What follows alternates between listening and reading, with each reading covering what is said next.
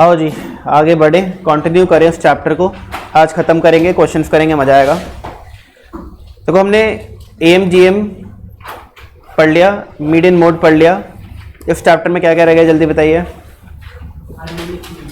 Harmonic mean रह गया और अदर पार्टिशनल वैल्यूज रह गया। ये दो पार्ट रह गए, ये आज कंप्लीट करेंगे और फिर हम क्वेश्चंस करेंगे। एक बार जल्दी से रिवाइज कर लेते हैं। 2, 5, 8, 10, 12, 12, ठीक है ना, 15 और 18। 1, 2, 3, 4, 5, 6, 7, 8। आपके पास ये 8 नंबर्स हैं अवेलेबल। मैं आपसे जानना चाहता हूँ जल्दी से, 2 मिनट दूंगा सबको। मैं जानना चाहता हूँ कि बताइए फटाफट कि अरिथमेटिक मीन क्या होगा इनका, मीडियन क्या होगा इनका, मोड क्या होगा इनका और ज्योमेट्रिक मीन क्या होगा इनका। ये 4 चीज़ हम लोगों ने पढ़ लिया, चारों चीज़ आपको बतानी है। बताओ भाई, ये 8 नंबर्स है आपके पास, इनका अरिथमेटिक मीन, मीडियन, मोड और ज्योमेट्रिक मीन निकालना है।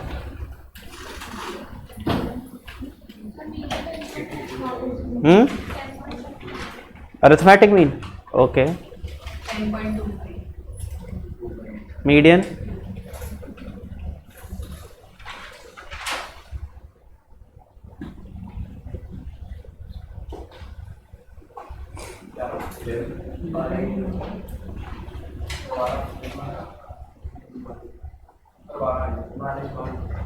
एक दो तीन चार, 1 2 3 4, बीच की 2 टर्म्स है, उनका अरिथमेटिक मीन 11।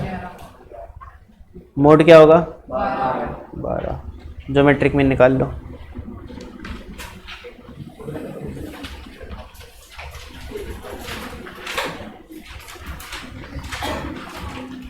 हिमानी काम करोगे, मैम से कैलकुलेटर ले आना।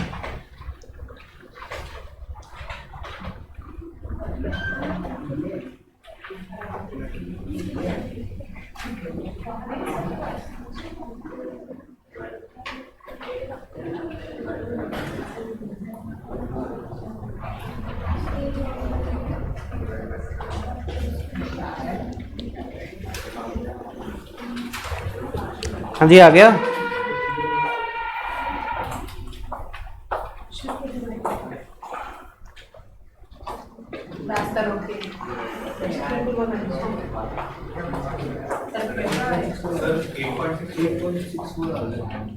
एक बार कैलकुलेटर भी अभी आया मेरे पास।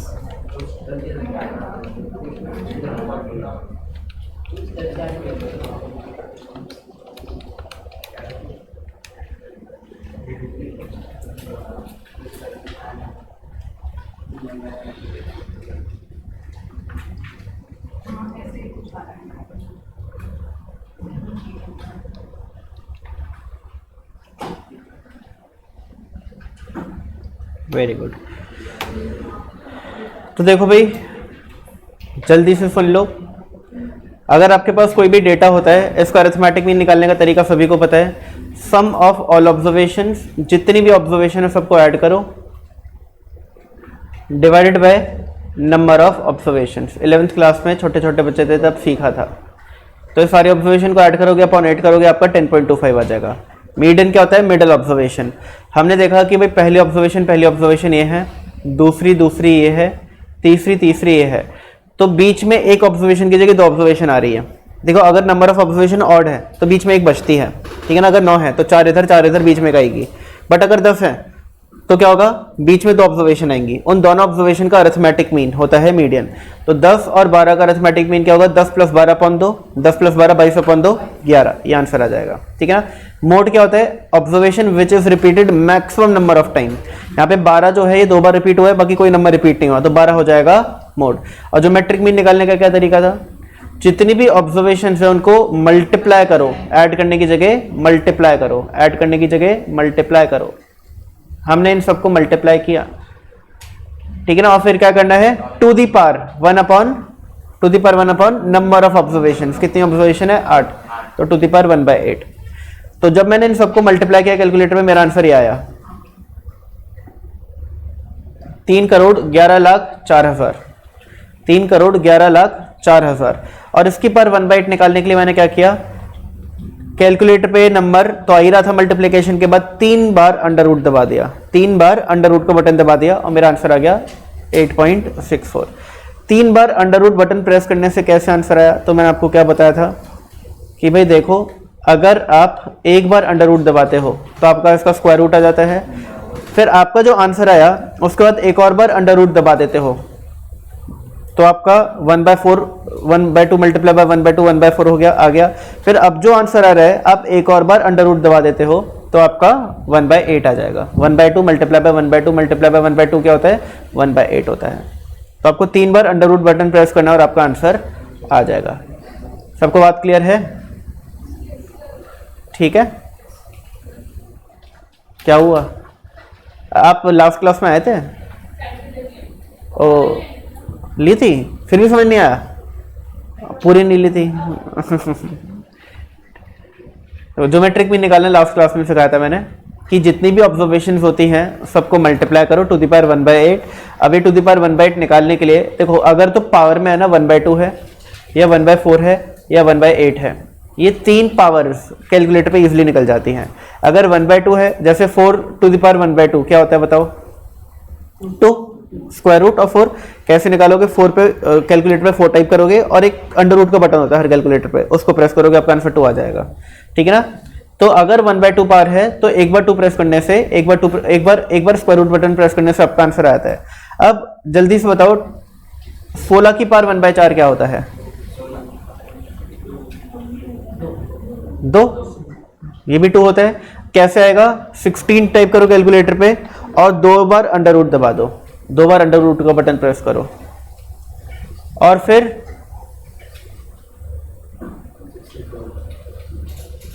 नहीं, 256 टू द पावर 1/8 कितना होता है, 2। क्या करोगे, 256 टाइप करोगे कैलकुलेटर पर, 3 बार अंडर रूट बटन प्रेस करोगे, आपका आंसर 2 आ जाएगा।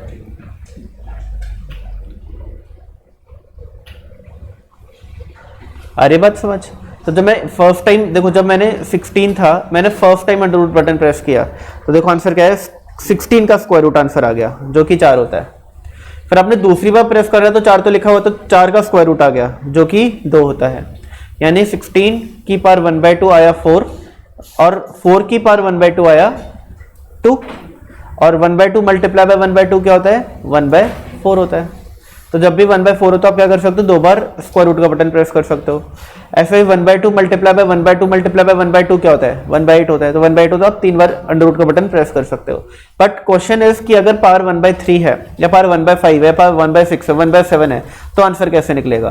तो इसके लिए मैंने आपको लास्ट क्लास में 6 स्टेप की ट्रिक समझाई थी। 6 स्टेप ट्रिक थी एक, अगर मुझे a to the power 1/n निकालना है, अब a जो है वो लेट से 7 है और n जो है वो 5 है, तो 7 टू द पावर 1/5 निकालना है। तो क्या था, ट्रिक क्या थी, स्टेप 1 टाइप a, सबसे पहले कैलकुलेटर में जो भी a है वो टाइप करो। फिर स्टेप 2 क्या था, जल्दी बताइए। स्टेप 2 क्या था, ठीक है ना, अंडर रूट बटन को प्रेस करना है 12 टाइम्स। ठीक है ना, अंडर रूट बटन को प्रेस करना है 12 टाइम्स। तो क्या लिखूंगा, press under root button 12 times. फिर अगला स्टेप क्या था, जल्दी बताइए। हाँ, फिर आपको जो भी आंसर आ रहा होगा कैलकुलेटर पे, ठीक है ना, वो लिखा रहेगा, उसमें -1 इक्वल्स टू करना है। फिर स्टेप 4 क्या था, divided by n equals to करना है। n क्या है, 1 अपॉन जो भी है, यहाँ पर 5 है तो 5, 7 है तो 7, ठीक है ना, वो n है, divide by n equals to. फिर स्टेप 5 क्या था, +1 इक्वल्स टू। देखो स्टेप 3 स्टेप 4 एक दूसरे के अपोजिट है, इसमें -1 इक्वल्स टू करना है, इसमें +1 इक्वल्स टू करना है। और आखिरी स्टेप क्या था, step 6 into is equal to, into is equal to, into is equal to, 3 बार हो गया। ऐसे आपको 12 टाइम्स करना है। अगर आपको चेक करना है कि आप ये ट्रिक ठीक से कर रहे हो या नहीं कर रहे, अगर आपको चेक करना है कि आप ये ट्रिक ठीक से कर रहे हो या नहीं कर रहे, तो आप क्या कर सकते हो, आपको जो आंसर पता है, जैसे कि 4 टू द पावर 1/2 कितना होता है, 2 होता है, तो आप इसके साथ ये स्टेप्स अप्लाई करो और देखो क्या अल्टीमेट रिजल्ट आपका 12 bar into is equal to करने के बाद आपका आंसर 2 आ रहा है कि नहीं आ रहा। अगर आ रहा है तो आप ये ट्रिक ठीक से फॉलो कर रहे हो, नहीं आ रहा तो आपने कुछ गलत कर दिया। ठीक है ना, तो सारे बच्चे साथ मिलकर के करेंगे। 4 टू द पावर 1/2 निकालना है, तो हमारा a क्या हो जाएगा, जल्दी बताओ, 4, और n क्या हो जाएगा 2, ठीक है ना। a हो जाएगा 4, n हो जाएगा 2, क्योंकि a to the power 1/n a की जगह लिखा है 4 और n की जगह लिखा है 2। तो हम पहले तो 4 टाइप करेंगे और फिर 12 बार अंडर रूट 1 2 3 4 5 6 7 8 9 10 11 12। स्लो करना, जिनके डुप्लीकेट कैलकुलेटर्स हैं वो जल्दी जल्दी करेंगे, तो हो सकता है दबाओ 3 बार और वो एक ही बार कंसिडर हो, ठीक है। जैसे मेरा डुप्लीकेट कैलकुलेटर है वाला, तो मैं स्लो कर रहा हूँ क्योंकि मुझे पता है मैं एक बार प्रेस करता हूँ उसके कुछ सेकंड बाद आंसर आता है, कुछ माइक्रो सेकंड्स बाद, तुरंत नहीं आता। फिर -1 इज इक्वल टू, फिर divided by 2 is equal to, फिर +1 इज इक्वल टू। इस स्टेप के बाद मेरा जो आंसर आ रहा है वो टैली करना आप लोग,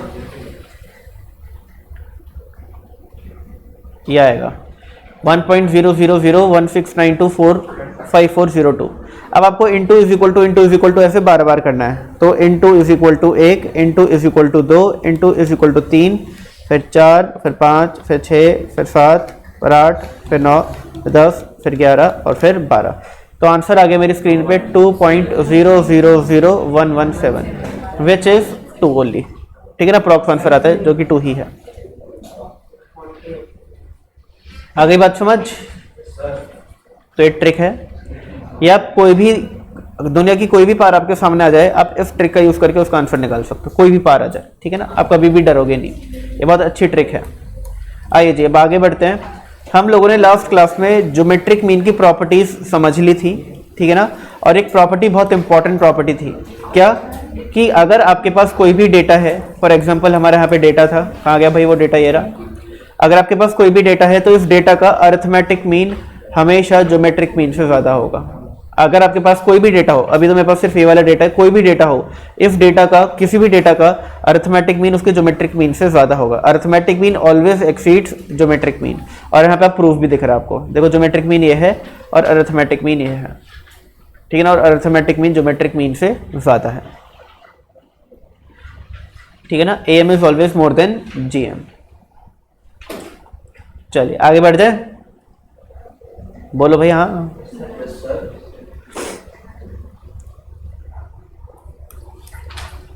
आओ, मेरिट्स ऑफ ज्योमेट्रिक मीन। अच्छा, ज्योमेट्रिक मीन इजी था या थोड़ा कॉम्प्लिकेटेड था? थोड़ा सा कॉम्प्लिकेटेड था। तो हम हर जगह मेरिट क्या पढ़ते, तब तक मेरिट क्या थी, अरिथमेटिक मीन मीडियन मोड की क्या थी, it is easy to calculate and understand. ये मेरिट यहाँ पे लिखना तो बेवकूफी है क्योंकि है ही नहीं, तो यहाँ पे डीमेरिट है।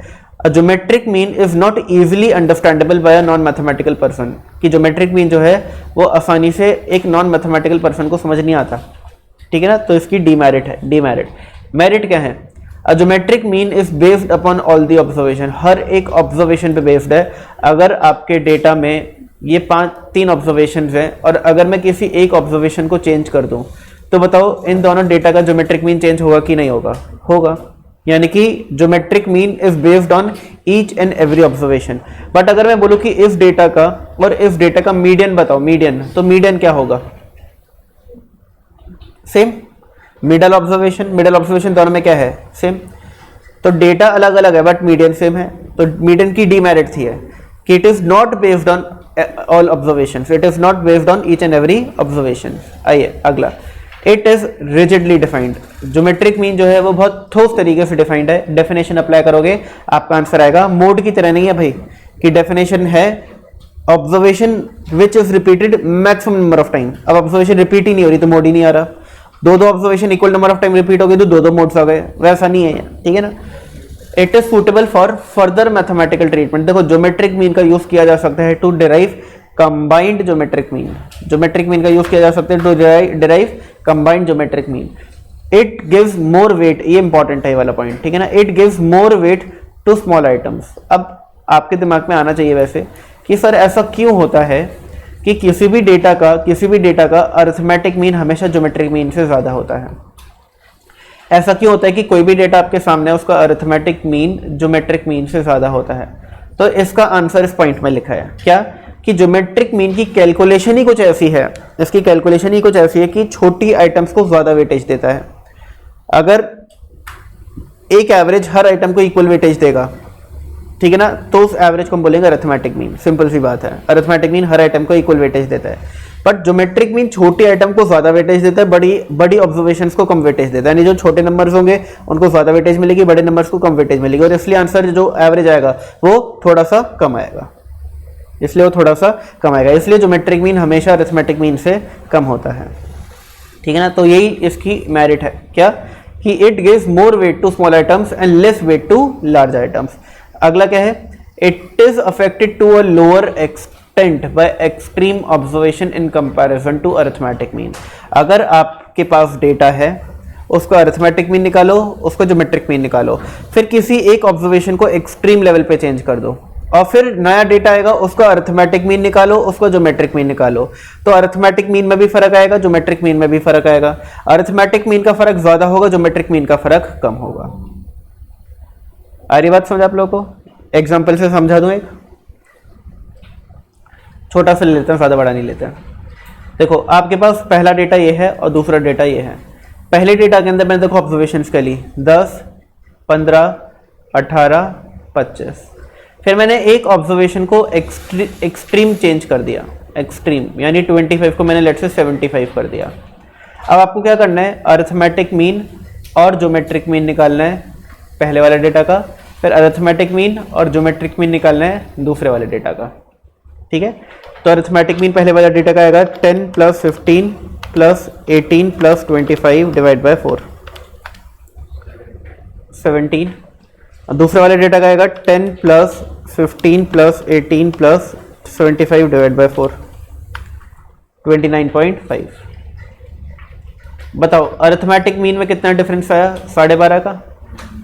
एक ऑब्जर्वेशन चेंज होने की वजह से अरिथमेटिक मीन में कितने का फर्क आया, 12.5 का। अब ज्योमेट्रिक मीन निकालते हैं, 10 × 15 × 18 × 25, ठीक है ना। अब 67,500 आंसर आया। 2 बार अंडर रूट बटन प्रेस करूंगा, 1 और 2, आंसर आया 16.1185। देखो अरिथमेटिक मीन हमेशा ज्योमेट्रिक मीन से ज्यादा होता है, दिख रहा है आपको यहाँ पर भी, ठीक है ना। बट हमें अभी ये नहीं पढ़ना, हमें अभी हमारी जो प्रॉपर्टी है, अभी हमारा जो मेरिट है वो अलग है। अब ज्योमेट्रिक मीन अगले डेटा का निकालो,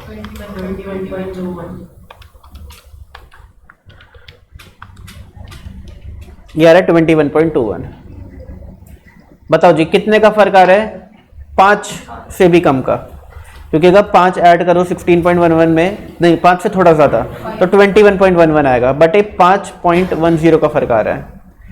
तो जब एक्सट्रीम फ्लक्चुएशंस होती हैं किसी डेटा में, तो अरिथमेटिक मीन के कंपैरिजन में ज्योमेट्रिक मीन पर कम असर दिखाई देता है उसका। तो ये तो अच्छी बात है ना भाई, हाँ है ना, ये अच्छी बात है कि अगर मेरा क्लास में आप लोगों ने टेस्ट दिया, अब मैं क्या चेक करने जाता हूँ कि आप लोग एट एन एवरेज कैसा परफॉर्म कर रहे हो। तो इस वाले एवरेज ने बोला अगर ये टेस्ट मान के चलो 80 नंबर का था, ये टेस्ट 80 नंबर का था, तो ये 17 नंबर क्या बताते हैं कि आपकी बहुत ही बेकार परफॉर्मेंस चल रही है, बहुत ही घटिया, ठीक है ना। बट 29.5 क्या कहता है कि कंपैरेटिवली अच्छी परफॉर्मेंस है सबकी, कंपैरेटिवली, ठीक है ना। 80 में से 29.5 पिछले के कंपैरिजन में तो अच्छी है, बट सिर्फ एक बच्चा था जिसने अच्छा परफॉर्म किया था, बाकी सबने तो बहुत ही बेकार किया था।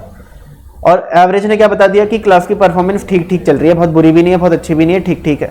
तो ये एवरेज क्या आपके मार्क्स को गलत तरीके से रिप्रेजेंट कर रहा है? यस, कर रहा है कि नहीं कर रहा? कर रहा है। और एवरेज की क्या, एवरेज का क्या काम होता है कि डेटा को अच्छे से रिप्रेजेंट करे, और ये अच्छे से कर रहा था, चलो माना अच्छे से कर रहा था, बट ये तो अच्छे से नहीं कर रहा। बट यहाँ पर देखा जाए तो कम फर्क पड़ा है, और हम बोल सकते हैं हाँ ये कंपैरेटिवली बेटर तरीके से रिप्रेजेंट कर रहा है आप लोगों के मार्क्स को। तो एक एडवांटेज हुआ कि नहीं हुआ? हुआ। आगे बात समझ आप लोगों को? क्लियर है? आइए अगला, it is not affected by much, it is not affected much by fluctuations of sampling. अगर सैम्पलिंग में फ्लक्चुएशंस होती है तो भाई ऑब्वियसली बात है एवरेजेस चेंज होंगे। फॉर एग्जाम्पल इस क्लास में मैंने रैंडमली 5 बच्चों का वेट पूछा और उसका एवरेज निकाला, और मैंने रैंडमली अगले दिन और 5 बच्चों का वेट पूछा और उसका एवरेज निकाला, तो क्या ये दोनों एवरेजेस बिल्कुल सेम होंगे? नहीं, थोड़ा बहुत तो फ्लक्चुएशन होगा, क्योंकि मुझे नहीं पता कि वो 5 बच्चे पहले दिन के कौन से थे, अगले दिन के कौन से थे। अब उनके वेट्स तो डिफर करेंगे, तो उनका एवरेज भी डिफर करेगा। अरिथमेटिक मीन पर कंपैरेटिवली थोड़ा ज्यादा असर पड़ा दिखेगा in comparison to GM, GM पे कम फर्क आएगा, ठीक है ना। और ये चीज अगेन आप खुद अपने लेवल पे कर सकते हो। कैसे? आप रैंडमली 5 ऑब्जर्वेशंस लेना या 4 ऑब्जर्वेशंस लेना, मैं प्रैक्टिकली करके दिखा देता हूँ। चलो, मुझे पहली रो में जितने भी बच्चे बैठे हैं 1 2 3 4, आप और अपना वेट बताओ फटाफट। हाँ जी आप बताओ। ओके आप बताओ। अच्छा आप बताओ। ओके अब लड़कों वाली कोई और तो नहीं है? हाँ, लड़कियों का वेट तो कम होता है यार ठीक है चलो कोई नहीं। आप अपना वेट बताओ। 47। आप अपना वेट बताओ। 60। ठीक है। और फिर आप दोनों अपना वेट बताओ। 69। और आप? ठीक है। तो ये 4 बच्चों का वेट है और ये रैंडम अलग एक ही क्लास का सैंपल है, बट ये अलग सैंपल है। ये 4 अलग सैंपल थे, ये 4 अलग सैंपल हैं। अब जल्दी से बताइए पहले वाले सैंपल का अरिथमेटिक मीन कितना कितना आएगा और दूसरे वाले का कितना आएगा और ज्योमेट्रिक मीन कितना कितना आएगा?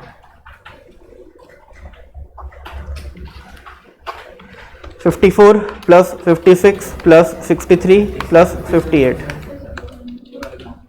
57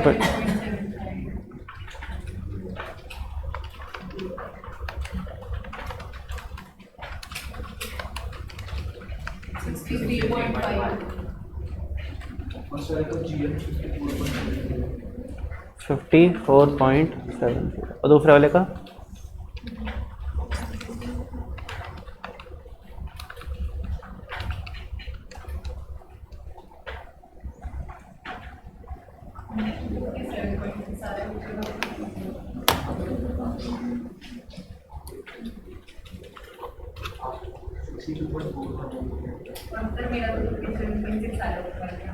फिफ्टी 57.6 आ रहा है।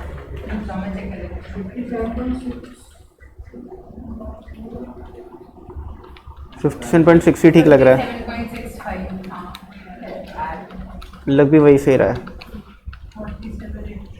15.65 आएगा। ठीक है। अब बताओ पहला सैंपल और दूसरा सैंपल कि हमने टोटल 4 एवरेजेस निकाले। टोटल 4, 2 अरिथमेटिक मीन्स थे और 2 ज्योमेट्रिक मीन्स थे। बताओ जी, हमने एक प्रॉपर्टी पढ़ी थी कि arithmetic mean always exceeds geometric mean. ये प्रॉपर्टी यहाँ पे दिख रही है, साफ साफ एप्लीकेबल हो रही है कि दोनों डेटा का अरिथमेटिक मीन ज्योमेट्रिक मीन से ज्यादा है। बट अभी हमने जो पढ़ा वो क्या पढ़ा कि अगर सैम्पलिंग में फ्लक्चुएशंस होती हैं, मैंने पहले सैंपल लिया अलग, दूसरा सैंपल लिया अलग, तो उसकी वजह से एवरेजेस में भी फ्लक्चुएशन होती है। पहला अगर ये एवरेज देखा जाए तो 57 आया, दूसरे वाले का 63 आया। बट ज्योमेट्रिक मीन में ये फ्लक्चुएशन कम दिखाई देती है। क्या ये ट्रू है? बताओ इन दोनों का डिफरेंस कितना है? 63.5 माइनस 57.75। ये 57 पॉइंट कितना था? 75 या 25?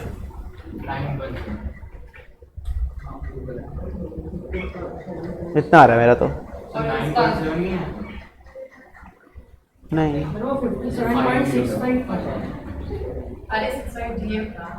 मैं दोबारा निकालता हूँ।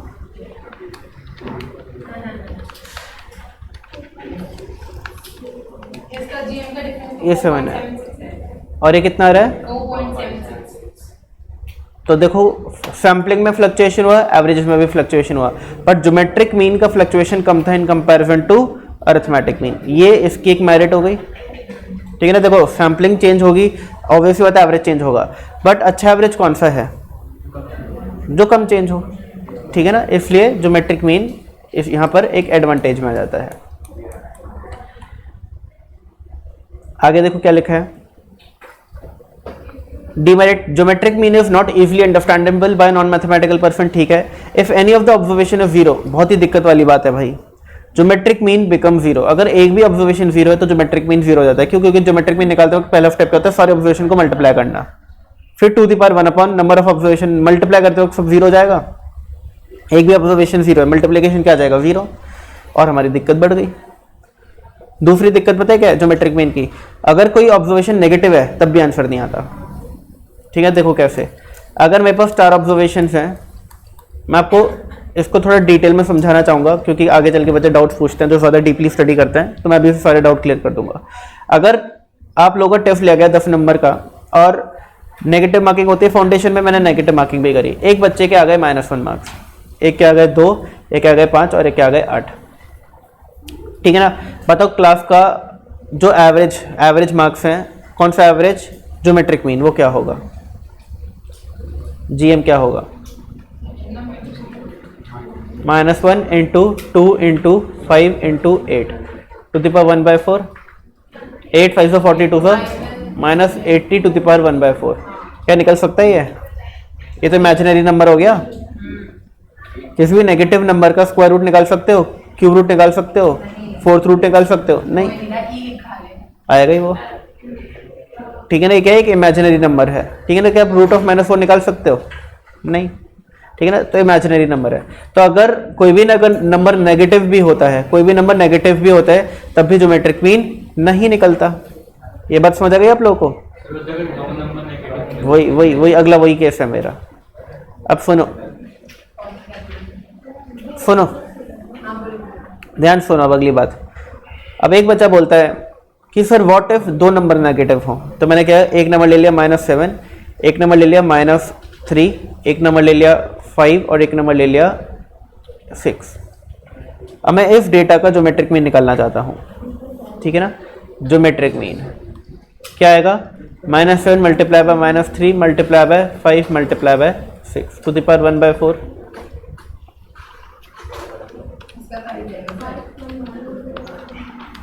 यही तो दिक्कत है, यही तो दिक्कत है भैया, यही तो दिक्कत है।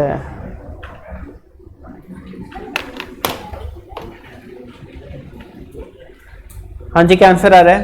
5.0099। यही आ रहा है। अब एक बात बताइए थोड़ा दिमाग लगा करके, कि अगर ये डेटा ये होता तो भी क्या इसका यही आंसर आता? यानी कि कैलकुलेशन ने तो इन नेगेटिव ऑब्जर्वेशन को पॉजिटिव कंसीडर करके आंसर निकाल दिया।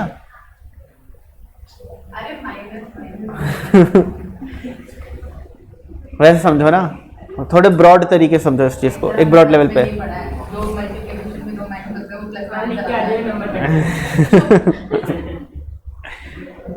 बात समझ आ रही है आप लोगों को?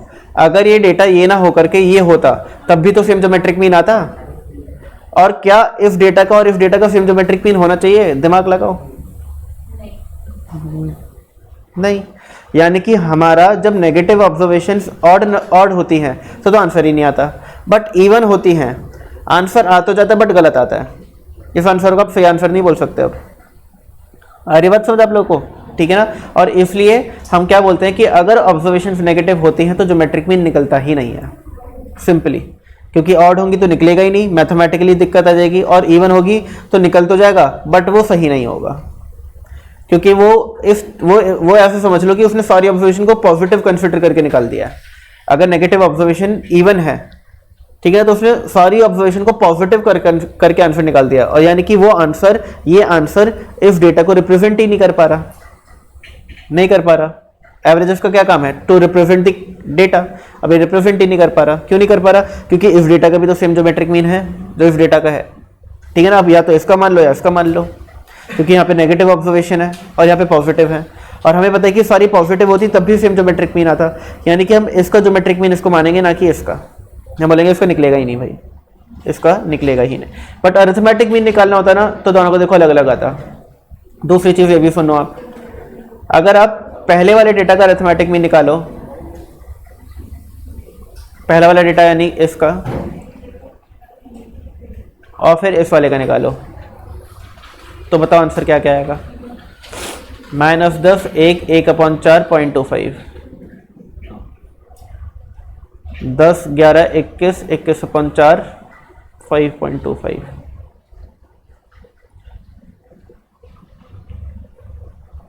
ठीक है ना। अब ये जो है ये ठीक तरीके से रिप्रेजेंट कर रहा है डेटा को, इसमें कोई दिक्कत वाली बात नहीं है। अरे बात समझ, 0.25 एंड 5.25 ये अच्छे तरीके से रिप्रेजेंट कर रहा है अपने अपने डेटास को। तो अरिथमेटिक मीन में कोई दिक्कत नहीं होती, दिक्कत आती है ज्योमेट्रिक मीन के अंदर। क्लियर हो गई बातें सबको? ठीक है ना। देखो, जिनको थोड़ी बातें कम कम समझ आ रही है उनके साथ इशू ये है कि उन्हें स्टार्टिंग से नहीं देखे सारे लेक्चर्स, क्योंकि हमने स्टार्टिंग में इन चीज़ों को थोड़ा अच्छे से समझा था। और अब जब मैं इन चीज़ों को समझा रहा हूँ तब रिलेट कर पा रहे हो, ठीक है ना। जो बच्चे सारे लेक्चर्स देख रहे हैं स्टैटिस्टिक्स को स्टार्टिंग से लिया है वो रिलेट कर पा रहे हैं। जो बीच में उनको थोड़ा रिलेट करने में दिक्कत आ रही है, तो आप लोग के लिए क्या प्रेफरेबल है कि आप लोग, आज शायद तीसरा लेक्चर है ना, स्टैटिस्टिक्स का चौथा होगा, तीसरा चौथा होगा, तो वो रिमेनिंग 2-3 देख लो तो आपको सारी बात अच्छे से क्लियर हो जाएंगी कि क्या। हाँ बिल्कुल बिल्कुल, आप चाहोगे तो मैं आज ग्रुप पे शेयर कर दूंगा जो अब तक लेक्चर्स हुए उनकी रिकॉर्डिंग, वैसे हमारी ऐप के ऊपर अवेलेबल है, बट ऐप का एक्सेस जब आप रजिस्टर करवा लेते हो तभी मिलता है। आपने करवा लिया है, फिर आपको दे दूंगा एक्सेस, आप ऐप पर देख लेना, कोई दिक्कत नहीं है। आइए जी, हमें सारे मेरिट्स डीमेरिट्स समझ आ गए। तो देखो मेरिट्स डीमेरिट्स ऐसी चीज़ें हैं जो हम स्कूल लेवल पर छोड़ देते थे, लगता था क्या ही आएगा, बट ये भी इंपॉर्टेंट होते हैं, ठीक है ना। इनका भी अपना एक अलग लेवल का सिग्निफिकेंस है और ये बहुत अच्छे से हेल्प करते हैं हम लोगों को किसी भी चीज़ को बहुत बेसिक लेवल पर समझने के लिए, ठीक है ना। अगर आपको ये मेरिट्स डीमेरिट्स ना पढ़ाऊँ ना मैं, तो आपको हर एक चीज़ की एक बेसिक अंडरस्टैंडिंग नहीं होगी, एकदम बेसिक अंडरस्टैंडिंग। आपको ऊपरी ऊपर की अंडरस्टैंडिंग हो जाएगी मोटी मोटी, बट बेसिक नहीं होगी। बेसिक बहुत ज़रूरी होती है। अगला, वेयर टू यूज जीएम। अब आपके पास डेटा है और आपको बोला गया कि एवरेज निकालो। आपको पता है कि भाई 5 एवरेजेस होते हैं, 5 एवरेजेस होते हैं, arithmetic mean, geometric mean, harmonic mean, median और मोड। अब मैं कौन सा एवरेज निकालूं, क्योंकि अगर आपके पास डेटा है उसके 5 एवरेज निकालोगे, पांचों के आंसर अलग आएंगे। अब which is the most appropriate average जो मुझे यूज करना चाहिए, ठीक है ना। तो इसके लिए हम एक कॉन्सेप्ट पढ़ेंगे, चॉइस ऑफ एन एवरेज। देखो ये रहा चॉइस ऑफ एन एवरेज, कि किस टाइप का डेटा हो तो हमें कौन सा एवरेज निकालना चाहिए। अभी हम क्या पढ़ रहे हैं कि किस टाइप की डेटा के लिए जीएम बेस्ट होता है, किस टाइप के डेटा के लिए जीएम बेस्ट होता है। तो पहला, it is best measure of central tendency for ascertaining the average rate of change over a period of time. अगर आपके पास डेटा जो है वो रेट, रेशियोज, परसेंटेजेस में है, किसमें, रेट्स, रेशियोज एंड परसेंटेजेस में है, प्लस वो अलग अलग ईयर्स का है, 1990 का अलग, 91 का अलग, 92 का अलग, 93 का अलग, 94 का अलग, 95 का अलग, 96 का अलग। फॉर एग्जांपल एक कंपनी की ग्रॉस प्रॉफिट रेशियो गिवन है आपको, ग्रॉस प्रॉफिट रेशियो 10 अलग अलग साल की। अब आपको एक एवरेज ग्रॉस प्रॉफिट रेशियो निकालना है। तो इन दिस सिचुएशन, क्योंकि जो डेटा है it consist of ratios and over period of time, ये डेटा जो है ये टाइम सीरीज डेटा, ये टाइम के हिसाब से क्लासिफाइड है, तो इस पर्टिकुलर सिचुएशन के लिए बेस्ट एवरेज जीएम माना जाता है। आप कभी भी अरिथमेटिक मीन नहीं निकालना इस डेटा का। प्रैक्टिकली भी यही होता है। प्रैक्टिकली अगर आप किसी भी कंपनी के पास्ट ईयर के net profit ratio, gross profit ratio या फिर प्रॉफिट परसेंटेजेस का एवरेज देखना चाहते हो, तो हर कोई ज्योमेट्रिक मीन का यूज करके एवरेज निकालता है, कभी भी कोई अरिथमेटिक मीन नहीं निकालता। यानी कि पिछले 10 सालों का आपने क्या किया, ग्रॉस प्रॉफिट परसेंटेज ऐड किया, अपॉन 10 कर दिया, आपका एवरेज ग्रॉस प्रॉफिट परसेंटेज आ गया। ये बिल्कुल गलत है। In this situation we always use GP, वो जीएम, ज्योमेट्रिक मीन। सारी ऑब्जर्वेशन को मल्टीप्लाई करो to the power 1 upon number of observation. अब जो आंसर आएगा वो बिल्कुल ठीक तरीके से इस डेटा को रिप्रेजेंट करेगा। It can be used for data, कैसा डेटा, जिसमें रेट ऑफ चेंज हो, जिसमें रेशियोज हो, जिसमें परसेंटेज इंक्रीज इन सेल्स हो, जिसमें पॉपुलेशन साइज हो over a consecutive time period. ये टाइम पीरियड अलग अलग होना बहुत जरूरी है। अगर आपके पास, समझना, 2 अलग अलग सिचुएशन होती है, इस चीज को समझना। अगर मेरे पास सीए फाउंडेशन का दिसंबर 22 अटेम्प्ट का स्टेट वाइज डेटा है कि किस स्टेट में कितने परसेंटेज बच्चे पास हुए, दिल्ली में, उत्तराखंड में, हरियाणा में, बिहार में, राजस्थान में, गुजरात में, ठीक है ना। तो ये डेटा जो है, क्या ये टाइम सीरीज डेटा है? Answer is no. Time series data वो डेटा होता है जो अलग अलग टाइम इंटरवल पे कैप्चर किया जाता है। ये तो एक ही टाइम इंटरवल पर अलग अलग स्टेट का डेटा कैप्चर किया गया है। इस टाइप के डेटा को हम बोलते हैं ज्योग्राफिकल डेटा। क्या बोलते हैं? Geographical data. ये सारी चीजें जो है ना, ये जो मैं टर्म्स यूज कर रहा हूं, geographical data, time series data, ये सारा का सारा हमें पढ़ना है फर्स्ट चैप्टर के अंदर। स्टैटिस्टिक्स को जो पहला चैप्टर अभी हमने छोड़ रखा है उसमें पढ़ना है। जब पढ़ेंगे तो आपको समझ आएगा। बट अगर मेरे पास सीए फाउंडेशन का पासिंग परसेंटेज है अलग अलग अटेम्प्ट्स का, अलग अलग अटेम्प्ट्स का, 2015 का अवेलेबल है, ठीक है ना, 2016 का अवेलेबल है, 2017 का अवेलेबल है, 2018 का अवेलेबल है, 2019 का अवेलेबल है, 2020 का अवेलेबल है, 2021 का अवेलेबल है और 2022 का अवेलेबल है। और अब मुझे निकालना है average passing percentage of CA foundation. अब डेटा जो है वो किस में है? परसेंटेज में है। कैसा डेटा है? टाइम सीरीज डेटा, यानी कि अकॉर्डिंग टू टाइम इंटरवल वो आपको गिवन है। अब इस टाइप के डेटा के लिए जो बेस्ट एवरेज है वो है ज्योमेट्रिक मीन। आगे बात समझ आप लोगों को, ठीक है। तो ज्योमेट्रिक मीन का सबसे अच्छा यूसेज इस टाइप के डेटा के लिए होता है, जहाँ पे data rate of change, ratios, percentage increase in sale, इस टाइप का डेटा हो और over a period of time आपको गिवन हो, यानी अलग अलग टाइम पीरियड का गिवन हो। अगला, it is most appropriate average to be used for construction of index number. देखो इंडेक्स नंबर्स क्या होते हैं, जैसे मैंने आपको एक एग्जांपल दिया भी था फर्स्ट क्लास के अंदर, याद है फर्स्ट क्लास मैंने जब बेसिक क्लियर किया था कि स्टैटिस्टिक्स के अलग अलग चैप्टर्स हमें क्या क्या पढ़ाएंगे, क्या क्या समझाएंगे। तो उस चैप्टर के अंदर मैंने आपको बताया था कि इंडेक्स नंबर का परफेक्ट एग्जांपल आपका सेंसेक्स और निफ्टी। सेंसेक्स और निफ्टी जो बोलते हैं ना, किसी दिन 200 पॉइंट बढ़ गया, 900 पॉइंट बढ़ गया, 1000 पॉइंट गिर गया, 1200 पॉइंट गिर गया, ये क्या है? ये सारे इंडेक्स नंबर्स हैं।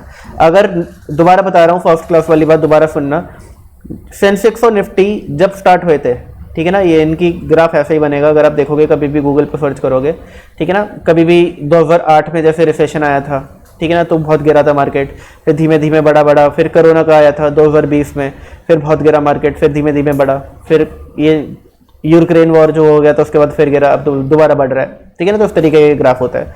अब अगर आज निफ्टी 17,500 पॉइंट पर है और जब ये शुरू हुआ था तब 100 पॉइंट्स पर था। शुरू कब हुआ था? लेट 1980s में हुआ था। मैं अभी 1990 लिख देता हूँ। तो अगर आपने 1990 में 100 रुपये इन्वेस्ट किए होते तो आज वो आपके 17,500 रुपये बन गए होते हैं। आज कितने सालों में? 1990 से लेकर के 2022 कितने साल हो गए? 32 ईयर्स हो गए, ठीक है ना। तो 32 सालों में आपके 100 रुपये पड़े कुछ नहीं करना, सिर्फ आपको आराम करना है, कुछ नहीं करना है। 100 रुपये पड़े कितने बन गए होते हैं? 17,500 बन गए होते हैं। ये क्या है? ये है इंडेक्स नंबर्स। इनकी कंस्ट्रक्शन के लिए जो बेस्ट एवरेज माना जाता है वो भी ज्योमेट्रिक मीन होता है। रीजन क्या है? अगेन सेम, क्योंकि ये डेटा टाइम इंटरवल के हिसाब से गिवन होता है कि नहीं, ठीक है ना, इसलिए।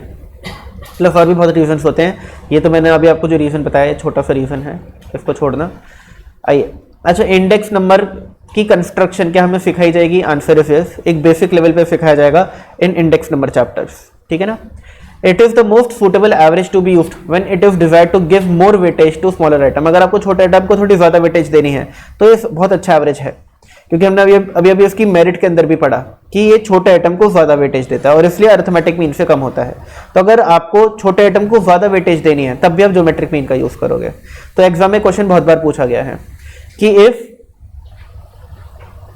a person wants to give more weightage to smaller items, then which of the following average he should use? Arithmetic mean, geometric mean, harmonic mean, any of these। तो आप किस पे टिक करके आओगे? ज्योमेट्रिक मीन पर। कि अगर उसको ज्यादा वेटेज, ठीक है ना, मोर वेटेज देने स्मॉलर आइटम्स को, तो he should go for geometric mean. Geometric mean उसके एकदम अच्छे तरीके से हेल्प करेगा, ठीक है ना। ऑटोमेटिकली उसके फॉर्मूले के अंदर ही कुछ ऐसा है कि वो छोटे आइटम को ज्यादा वेटेज देता है, उसके फॉर्मूले में ही ऐसा छुपा है। ऐसा नहीं कि आपको अलग अलग वेटेज खुद देनी है, ऐसा नहीं होता। उसका फॉर्मूला ही कुछ ऐसे तरीके से डिराइव्ड है, इस तरीके से फॉर्मुलेटेड है कि वो छोटे आइटम को ज्यादा वेटेज देता है। इसलिए ज्योमेट्रिक मीन का आंसर हमेशा अरिथमेटिक मीन से कम आता है। आ जाओ जी, आखिरी एवरेज हमारे इस चैप्टर का, हार्मोनिक मीन।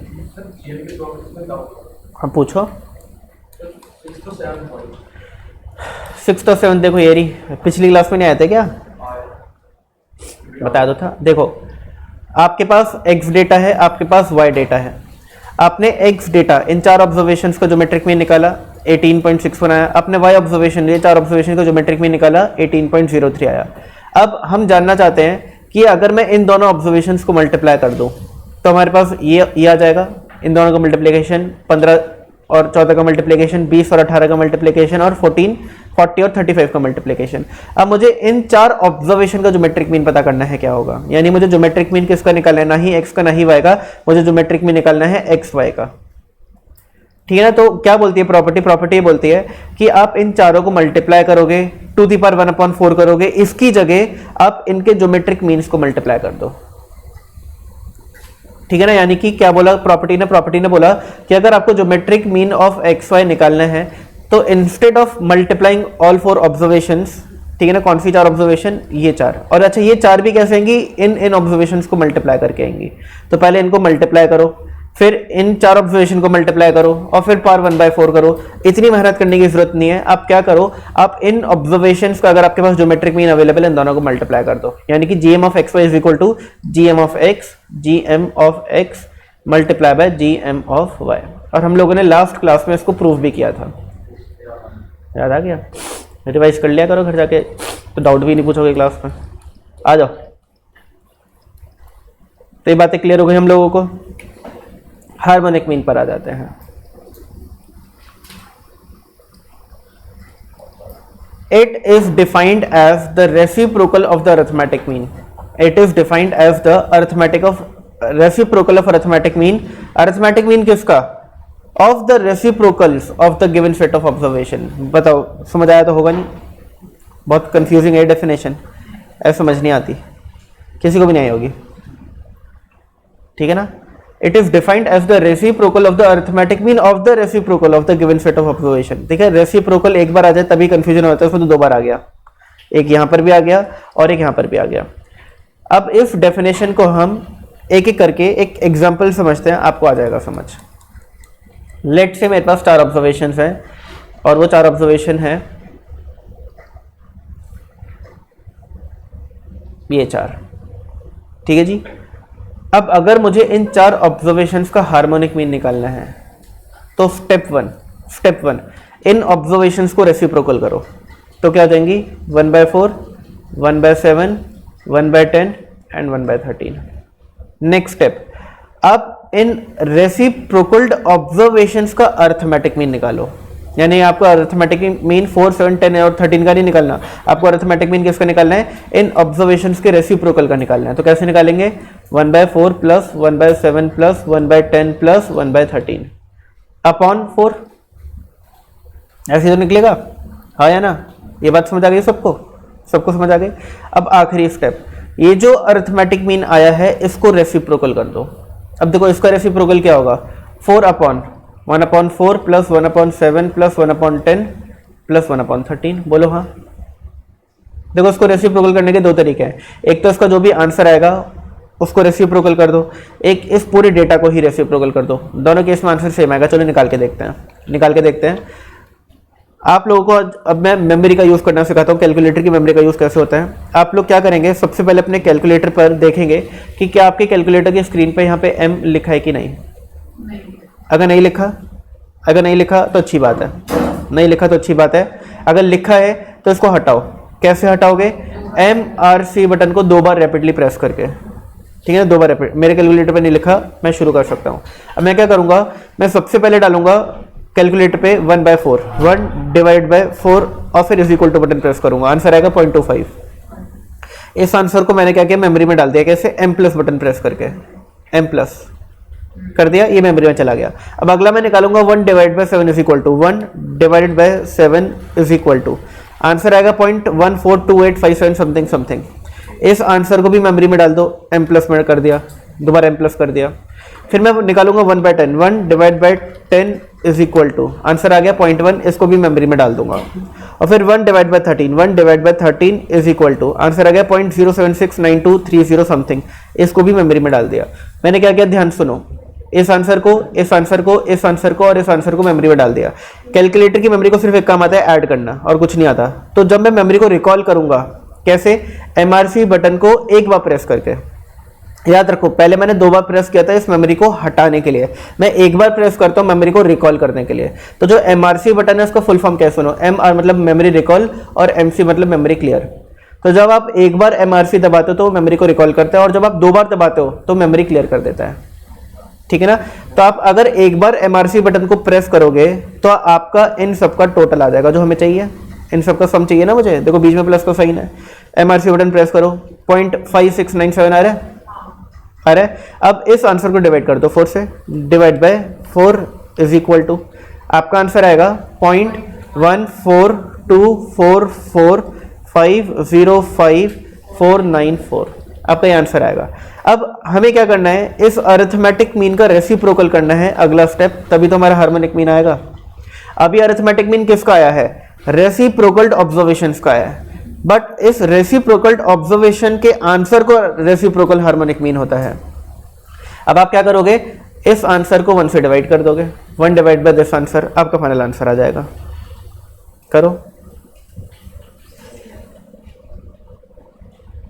करो 1 डिवाइडेड बाय 0.14244505494 और ये आंसर आ गया 7.020, 7.020।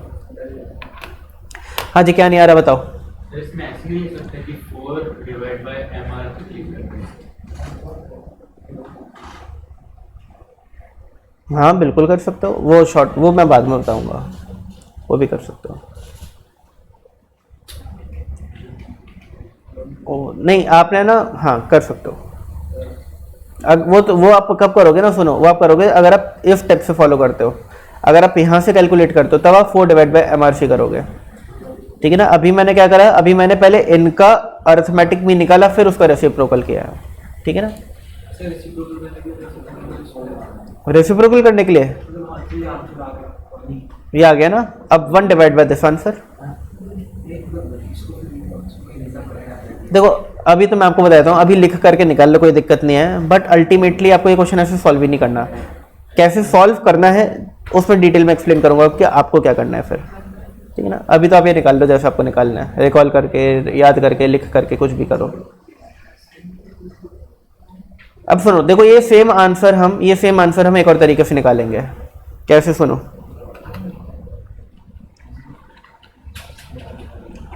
हम लोग अब क्या करेंगे, वापस से इन सबको मेमोरी में डालेंगे।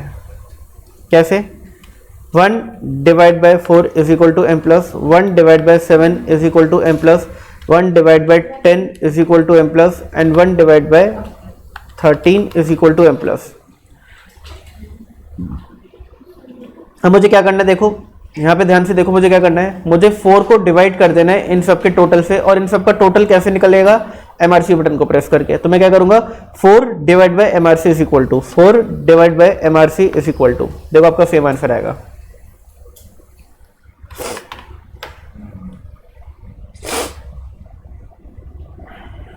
आ गया। एक बार इधर नजर मारो थर्ड पॉइंट पर, और इसके फॉर्मूले पे नजर मारो। हार्मोनिक मीन का फॉर्मूला क्या है, n अपॉन n क्या है, नंबर ऑफ ऑब्जर्वेशन। कितनी थी हमारी, 4। ये 4 ऑब्जर्वेशन थी, 4 7 10 13। 4 upon 1 upon first observation plus 1 upon second observation plus 1 upon third observation plus 1 upon nth observation. तो देखो क्या किया, 1 अपॉन फर्स्ट ऑब्जर्वेशन, पहले क्या थी 4, तो 1 upon 4 plus 1 upon 7 plus 1 upon 10 plus 1 upon 13, और आपका आंसर आ गया,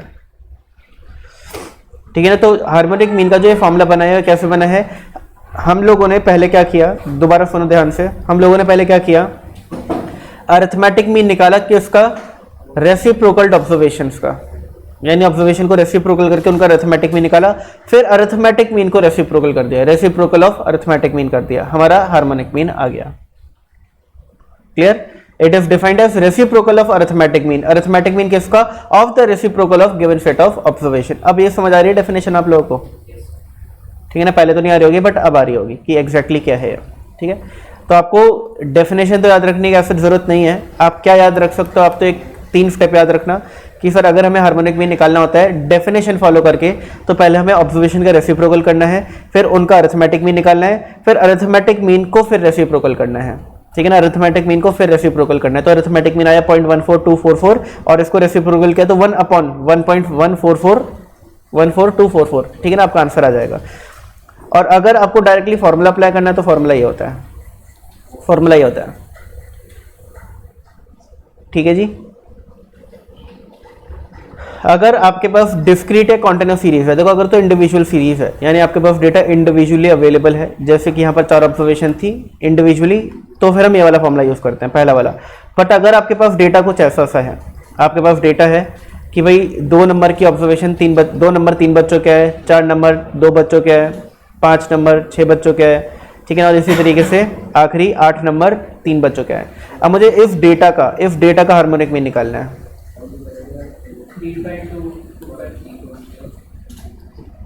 तो ध्यान सुनो, पहले तो टोटल ऑब्जर्वेशंस कितनी है, 3 प्लस 2 5, 5 प्लस 6 11, 11 प्लस 3 14।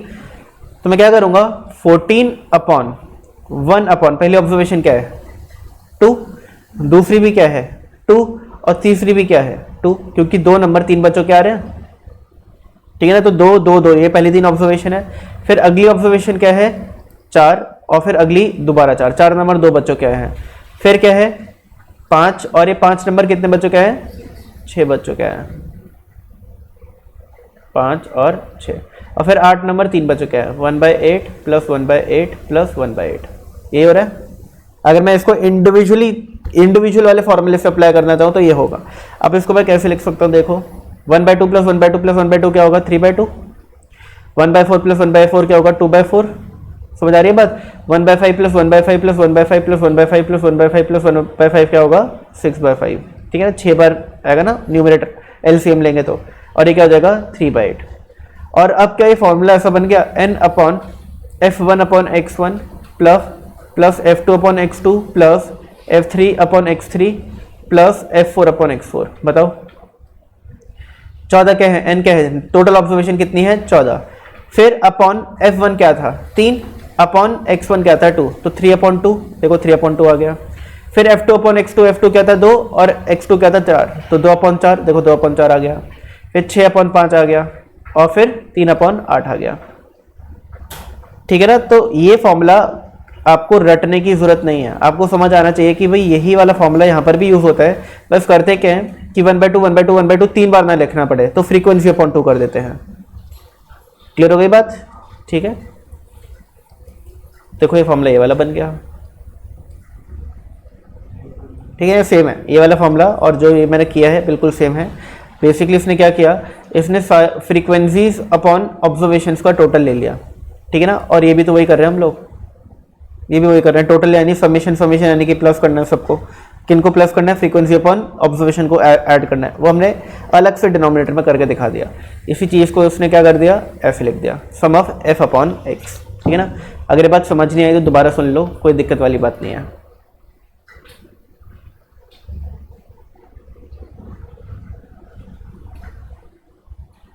बताओ जी f अपॉन x क्या होगा, 3/2, 2/4, 6/5 एंड 3/8, ये होगा। अब सम ऑफ f अपॉन x क्या होगा, इन चारों का टोटल, और इन चारों का टोटल और इन चारों का टोटल एक ही बात तो है। 3/2 plus 2/4 plus 6/5 plus 3/8, 3/2 plus 2/4 plus 6/5 plus 3/8, एक ही है, एक ही बात है, ठीक है ना। तो हम ऐसे इंडिविजुअली भी लिख सकते हैं इसको, f1 upon x1, f2 upon x2, f3 upon x3, f4 upon x4, या फिर हम ऐसे भी लिख सकते हैं सम ऑफ f अपॉन x, ठीक है ना। सम ऑफ f अपॉन x, ये वाली वैल्यू आ जाएगी, और ये वाली वैल्यू और इन सब का टोटल सेम ही बात है, एक ही वैल्यू आएगी दोनों से, ठीक है ना। आइए जी, क्या हार्मोनिक मीन का क्वेश्चन एग्जाम में आ सकता है, इंडिविजुअल सीरीज का आ सकता है जिसमें 3 या 4 ऑब्जर्वेशन होंगी। तो क्वेश्चन कैसा आ सकता है, find harmonic mean of the following data, और डेटा में 4 ऑब्जर्वेशन या 3 ऑब्जर्वेशन होंगी। ऑब्जर्वेशन हो सकती है जैसे कि 4, 6, 10, ठीक है ना। तो आपको क्या करना है, आपको पता है कि सर हार्मोनिक मीन का फॉर्मूला बहुत इजी होता है, number of observation upon 1 upon first observation, 1 upon second observation plus 1 upon third observation. हम लोग सीधा सीधा कैलकुलेटर उठाएंगे और डिनोमिनेटर को जल्दी से सॉल्व करेंगे। 1/4 is equal to m plus, 1/6 is equal to m plus, and 1/10 is equal to m plus. फिर मैं 3/MRC कर दूंगा, मेरा आंसर आ जाएगा 5.80। मैं 3/MRC कर दूंगा, मेरा आंसर आ जाएगा 5.80, ठीक है ना। सुनो, 3/MRC के बाद इज इक्वल टू भी दबाना होता है, ठीक है ना। 3/MRC के बाद इज इक्वल टू भी प्रेस करना होता है।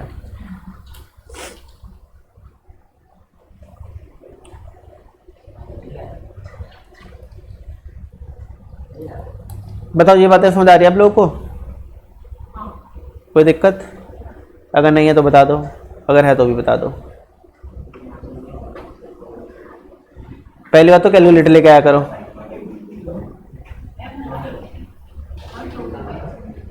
फाइनल आंसर है, फाइनल आंसर है 5.8। करो, सब कर लो, पहले एक बार कर लो, नहीं आएगा तो मैं दोबारा बताऊंगा।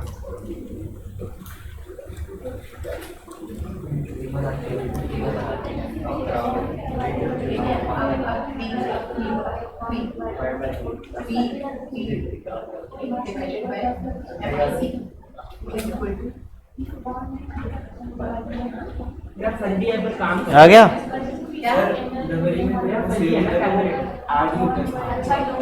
मेमोरी में, हाँ ऐड ही होता है। तो दोबारा सुन लो सब, इधर देख लो। अरे पूर्ति से अच्छा मैं समझा दूंगा, मैं समझा देता हूँ, कोई नहीं। सुनो, देखो आपको अल्टीमेटली दिख क्या रहा है, आपको करना क्या है, 3 को डिवाइड करना है 1/4, 1/6, 1/10 के टोटल से।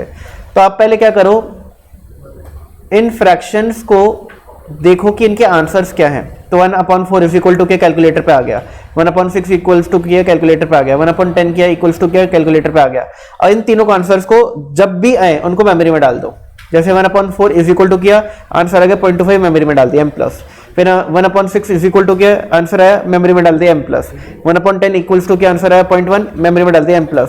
अभी तीनों आंसर मेमोरी में चले गए। अब MRC जब भी प्रेस करोगे वो हमें क्या आंसर देगा, इन तीनों का टोटल जब भी प्रेस करोगे। ठीक है ना, आप अपने कैलकुलेटर को यूज करते रहो नॉर्मली। आप क्लास के एंड में भी MRC प्रेस करोगे ना, तब इन तीनों का ही टोटल आएगा और कुछ नहीं आएगा उसके अंदर। आ रही है बात समझ? अब पूरी क्लास कैलकुलेटर यूज करते रहो, बस एक चीज याद रखना, मेमोरी से कुछ हटाना नहीं है, मेमोरी क्लियर नहीं करनी, मेमोरी में कुछ डालना नहीं है। आप पूरा कैलकुलेटर यूज करते रहो पूरी क्लास में। एंड में जब आप जाओगे, ठीक है ना, या फिर चले जाओ घर पे कैलकुलेटर रख दो उठा करके, बंद हो जाएगा, सुबह खोलना ऑन करना, MRC दबाओगे, इन तीनों का टोटल ही आ रहा होगा तब भी। करना, मेमोरी क्लियर नहीं करनी, मेमोरी में कुछ एक्स्ट्रा नहीं डालना, याद रखना बस। ठीक है ना, मेमोरी का टोटल ही आएगा। अब आपको क्या करना है, आपको पता है तीनों का जो जब भी मैं MRC जब भी दबाऊंगा इन तीनों का टोटल ही आना है। तो आपने क्या किया, अगला आपने 3 प्रेस किया, फिर डिवाइडेड बाय का बटन प्रेस किया, और फिर आपको चाहिए क्या, इन तीनों का टोटल चाहिए, और वो कहाँ पड़ा है, मेमोरी में पड़ा है, मेमोरी में पड़ा है। फिर मैंने क्या किया, 3 डिवाइड बाय MRC, मेमोरी का टोटल कैसे बुलाओगे, कैसे बुलाओगे इसको, MRC यानी कि MR आजा, वापस आजा, मेमोरी वापस आजा, MR मेमोरी रिकॉल। तो 3 divide by MRC is equal to press कर दोगे, आपका आंसर आ जाएगा। करो दोबारा सब ट्राई करो। ठीक है, चीजों का लॉजिक समझो, रटना नहीं है।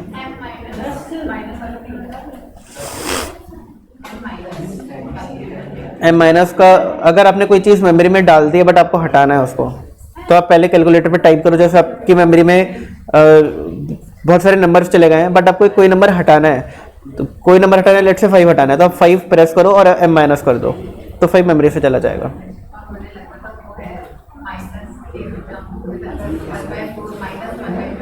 नहीं नहीं नहीं नहीं, नहीं। मेमोरी का एक ही काम है, ऐड करना।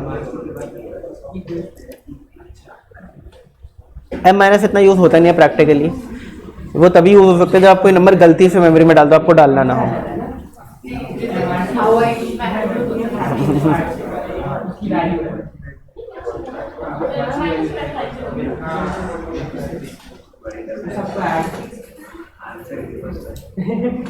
ओम क्या हो गया, क्या हो गया? समझ आ गया कैसे यूज करना है? ओ गोपाल को तुम समझ आ गया तुम लोगों को? Very good. और तुम क्लास में पता है क्यों पूछते हो डाउट, क्योंकि तुम बातें कर रहे हो, तो मैं पूरी क्लास में देखता हूँ। हाँ हाँ हाँ, मुझे दिखता नहीं है यहाँ से बैठे बैठे बातें कर रहे होते हो, फिर तुम अगली क्लास में पिछली क्लास का पूछते हो, सर वो समझ नहीं आया था। क्लास में बातें नहीं करो तो मैं खुशी खुशी बता दूं तुम्हारे डाउट।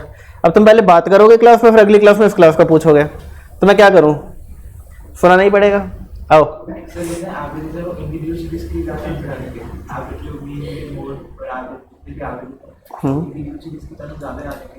हाँ बिल्कुल। देखो 5 एवरेज से पांचों के अगर आए कि इनकी कैलकुलेशन करो, वैसे इसके चांसेस कम होते हैं बट अगर आए, ठीक है ना, तो इंडिविजुअल सीरीज के ही आएंगे, क्योंकि डिस्क्रीट एंड कॉन्टिन्यूअस सीरीज की कैलकुलेशंस लंबी हो जाती है, वो एक नंबर को जस्टिफाई नहीं करती।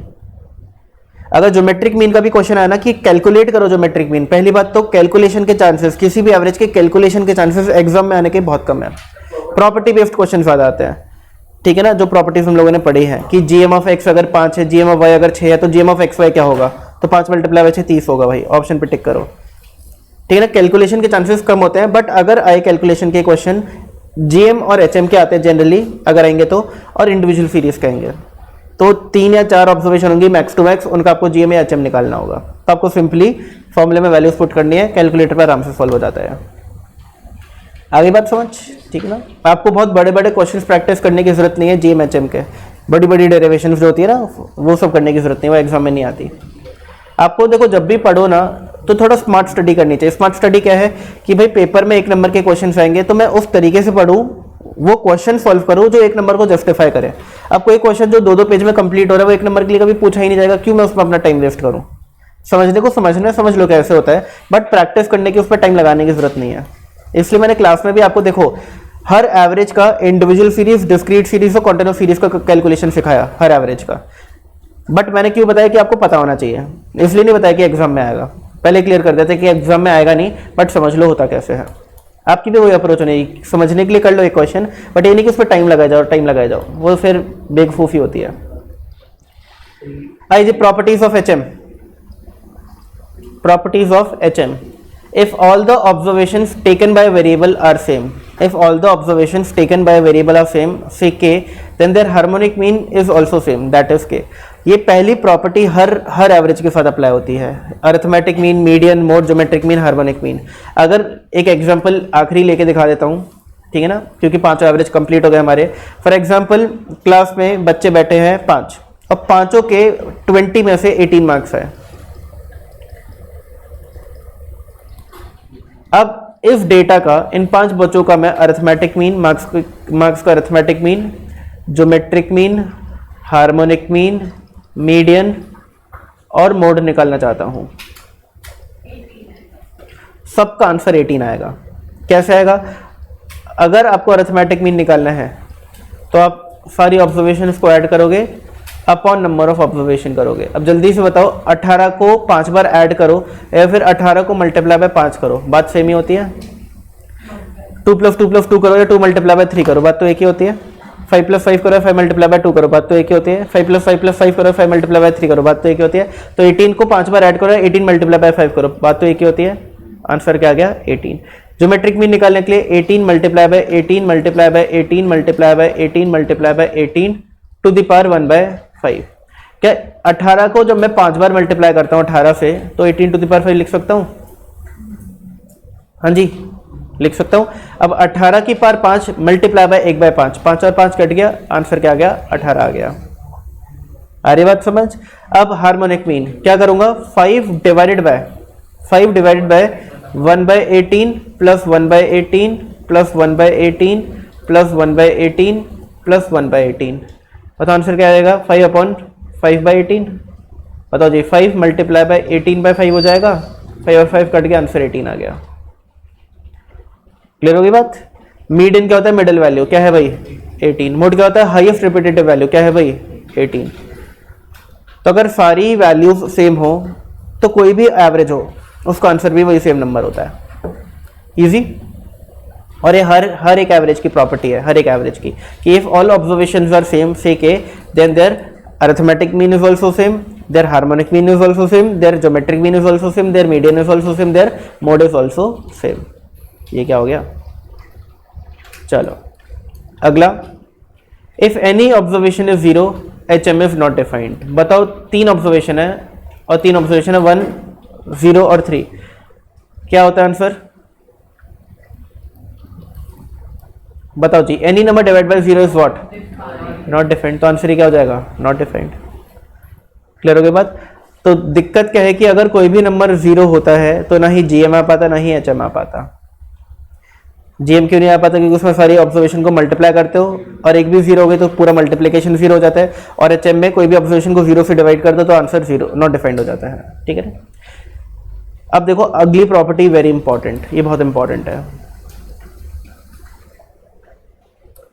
The harmonic mean has the least value when compare to geometric mean and arithmetic mean. ये आपको याद रखना है। दिल, हाथ, पैर, दिमाग, दिल, हर जगह, खून के अंदर, फेफड़ों में, किडनी में, हर जगह बसा लो इस चीज को। ठीक है ना? जितने भी बॉडी पार्ट्स हैं। क्या है यहाँ पे लिखा हुआ कि अरिथमेटिक मीन हमेशा ज्योमेट्रिक मीन से ज्यादा आता है और ज्योमेट्रिक मीन हमेशा हार्मोनिक मीन से ज्यादा आता है। यानी आप किसी भी डेटा का आप AM, GM, HM निकालो, AM सबसे ज्यादा होगा, GM थोड़ा कम और HM सबसे कम। ठीक है ना? इसको एक बार हम प्रूफ करके देख लेते हैं। हम रैंडमली 4 नंबर्स लिखेंगे, ठीक है ना, और चारों नंबर्स आप ही लोग बताएंगे। पहला नंबर बुलबुल आप बताओ। 18। दूसरा नंबर आप बताओ। सारे आजू बाजू बोलोगे क्या? ठीक है ना? आप बताओ 5। और आप बताओ कितना? 13। कुछ भी बोल दो, क्या हो गया यार? ये 4 ऑब्जर्वेशंस है। इन 4 ऑब्जर्वेशंस का आप लोगों को अरिथमेटिक मीन, ज्योमेट्रिक मीन और हार्मोनिक मीन निकालना है।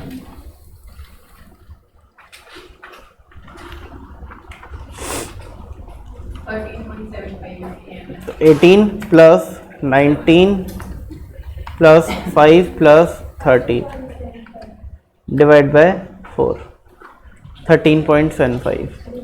मैं 100% श्योर हूँ 13.75 से कम आंसर आएगा GM का। 18 multiply by 19 multiply by 5 multiply by 13, 12.21. 2 बार अंडर रूट 12.21। मैं 100% श्योर हूँ कि 12.21 से कम आंसर आएगा एच एम का। एच एम के लिए क्या करते हैं याद करो, मैं तो देखो डायरेक्टली कैलकुलेटर में निकाल लेता हूँ क्योंकि मुझे दिमाग में फॉर्मूला अच्छे से याद है, बट आप लोगों को लिख देता हूँ मैं।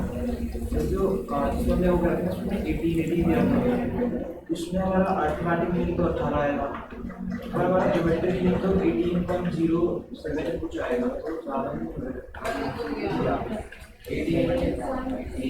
मैंने निकाल के तो दिखाया था भाई पाँचों। जीएम की बात जब 18 18 ही आएगी, देखो ना आ रहा है।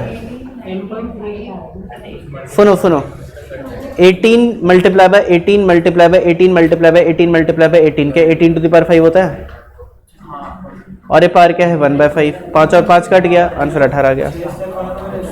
उस पे देखो आंसर एग्जैक्ट सेम नहीं आता, उसमें राउंड ऑफ हो जाती हैं चीज़ें, थोड़ा बहुत ऊपर नीचे हो जाता है, तो वहाँ पर आप वो 6 स्टेप ट्रिक मत लगाओ, यहाँ पे तो डायरेक्टली हो रहा है ना ऐसे। आ रही बात समझ, ठीक है।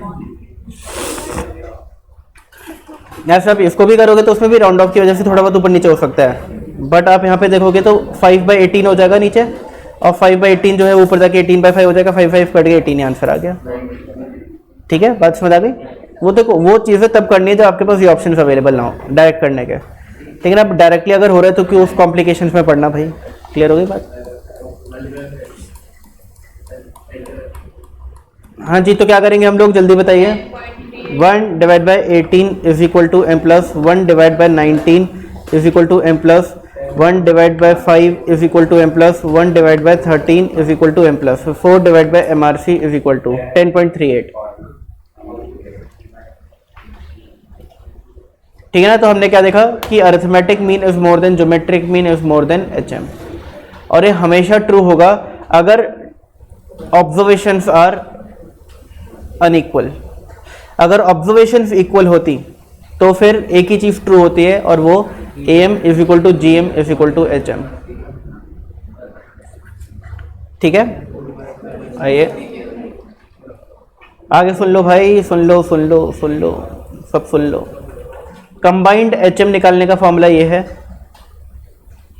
ठीक है ना, और वेटेड HM निकालने का फॉर्मूला ये है।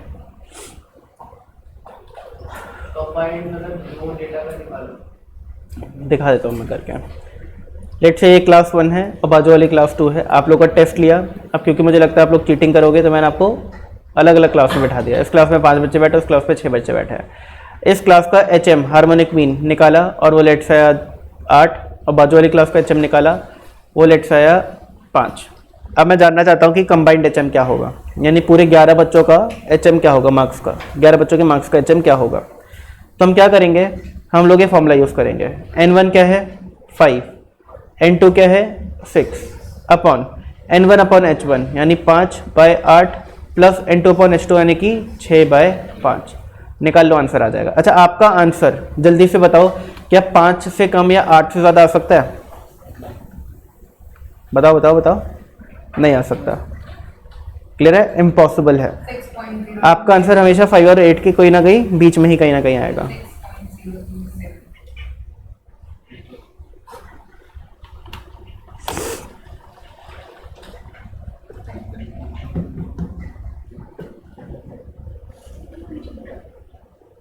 हो गई बात, समझ आ गई, इजी।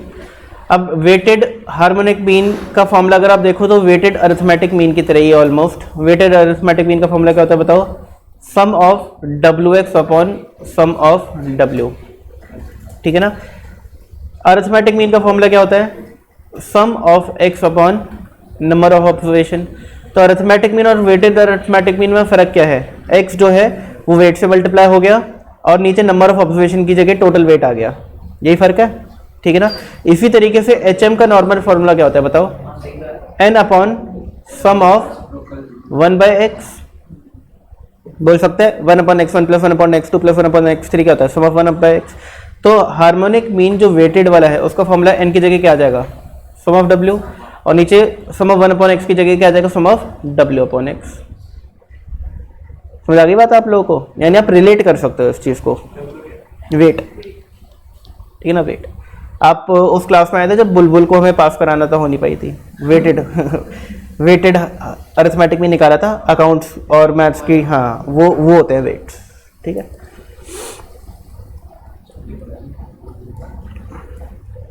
यूजेस ऑफ HM, अब देखो बहुत इंपॉर्टेंट पार्ट आ रहा है, एग्जाम में आने के बहुत हाई चांसेस है, बहुत हाई, मोस्ट इंपॉर्टेंट मार्क कर लेना,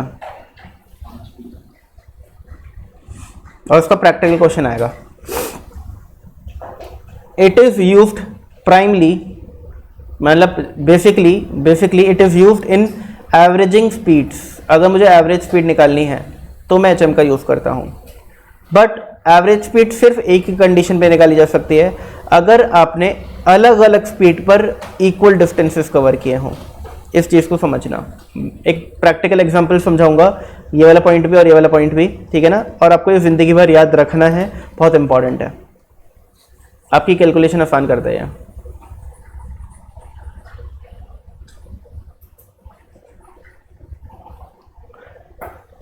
मैं क्या करता हूँ, मैं एक स्क्वायर बनाता हूँ, और इस स्क्वायर के जो कॉर्नर्स हैं ये 4 अलग अलग सिटीज़ हैं, ठीक है ना, city A, city B, city C और city D। Let's say Faridabad, Delhi, Noida, Gurgaon, ठीक है ना, मान के चलो सब इक्वल डिस्टेंसेस पे लोकेटेड है एक दूसरे से, मान के चलो। अब इन सबके बीच में जो डिस्टेंस है वो कितना, 50 किलोमीटर ईच मान लेते हैं, 50 किलोमीटर, 50 किलोमीटर। अभी लिखना क्या, जब ईच है तो मान लेते हैं 50 किलोमीटर ईच, और मैंने स्क्वायर बना दिया तो सबको क्लियर भी हो जाना चाहिए, क्योंकि स्क्वायर यानी कि all sides are equal, all sides are equal यानी कि सबके बीच डिस्टेंस सेम है। अब हमने एक सिटी से दूसरी सिटी, मान के चलो गुड़गांव से नोएडा, ट्रैवल किया at 60 kilometre per hour speed, फिर गुड़गांव से फरीदाबाद ट्रैवल किया लेट से 80 किलोमीटर पर आवर की स्पीड, हमारी गाड़ी चला रहे हैं हम लोग, ठीक है ना। फिर फरीदाबाद से हमने लेट से दिल्ली ट्रैवल किया, अब बहुत ज़्यादा ट्रैफिक था तो हम 40 किलोमीटर पर आवर की स्पीड पे चले, 40 किलोमीटर पर आवर। फिर दिल्ली से गुड़गांव भी ट्रैफिक था बट कंपैरेटिवली कम था, तो हम 50 किलोमीटर पर आवर की स्पीड पे चले। अब मैं जानना चाहता हूँ my average speed throughout the journey, मैं average speed throughout the journey, यानी कि मैंने टोटल 200 किलोमीटर का डिस्टेंस ट्रैवल किया है, 50 200 किलोमीटर, ये 200 किलोमीटर के जो पूरी जर्नी में मेरी एवरेज स्पीड क्या थी।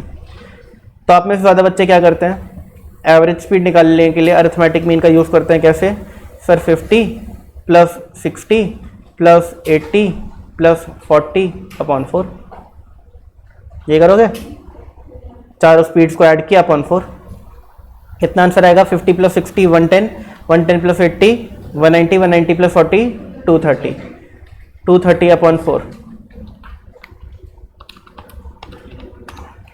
57.7।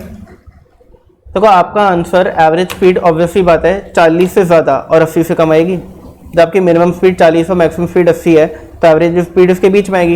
एवरेज स्पीड 40 से कम या 80 से ज़्यादा हो सकता है, इम्पॉसिबल है। जिस स्पीड पर आपने ट्रैवल ही नहीं किया वो स्पीड कैसे हो सकती है एवरेज, और एक ऐसी स्पीड जो सारी स्पीड्स को वो करे, रिप्रेजेंट करे, नहीं हो सकता। तो ये आपका आ गया एवरेज स्पीड, बट ये आंसर गलत है, ठीक है ना, ये आंसर गलत है। इसको हम प्रूव कर सकते हैं एक नॉर्मल टेबल बना करके, साइंटिफिक तरीके से प्रॉपर। फिजिक्स में आप लोगों ने पढ़ा है, अच्छी सी बात एक, क्या पढ़ा जल्दी बताओ। Very good.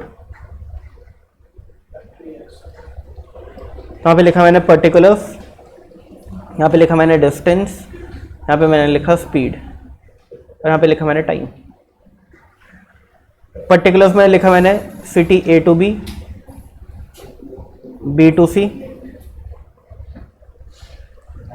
C to D और D to A। डिस्टेंस कितना कितना था, 50 किलोमीटर्स। स्पीड कितनी कितनी थी, 60, 80, 40 एंड 50।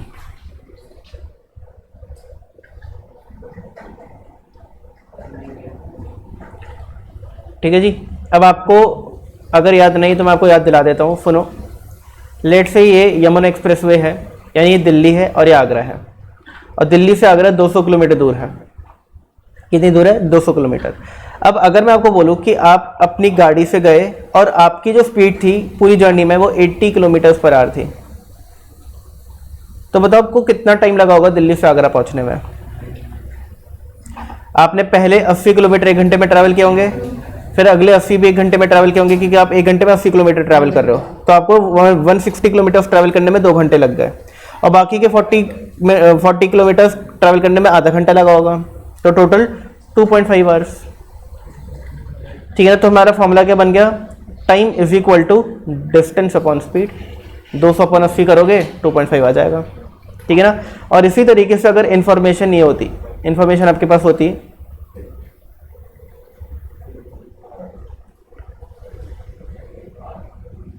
इंफॉर्मेशन आपके पास होती कि आपको दिल्ली से आगरा पहुंचने में 4 घंटे लग गए, 4 आवर्स का टाइम लग गया। अब बताओ आपकी एवरेज स्पीड क्या रही होगी? 50 किलोमीटर पर आवर, क्योंकि 50 किलोमीटर 1 घंटे में और अगले 50 1 घंटे में, 100 किलोमीटर ट्रैवल हो गया 2 घंटे में, और बाकी 100 करने में और 2 घंटे लगेंगे। तो स्पीड, तो आपका स्पीड का फॉर्मूला क्या बन गया? Distance upon time. तो हमने 2 फॉर्मूले पढ़े थे, ठीक है ना? Speed is equal to distance upon time and time equals to distance upon speed, और distance equals to time into speed. ठीक है? क्रॉस मल्टीप्लाई कर दो। याद आ रहा है? स्कूल की बातें, छोटे छोटे बच्चे थे 9th 10th क्लास। अब अगर मुझे टाइम निकालना है, 50 किलोमीटर का डिस्टेंस, तो मेरी स्पीड थी 60 किलोमीटर पर आवर, तो मुझे 1 घंटे से कम लगा होगा। कितना लगा होगा? 50 divide by 60 is equal to, मुझे लगे होंगे 0.8333 आवर्स। फिर 50 अपॉन 80 0.625 आवर्स। फिर 50 अपॉन 40 1.25 आवर्स।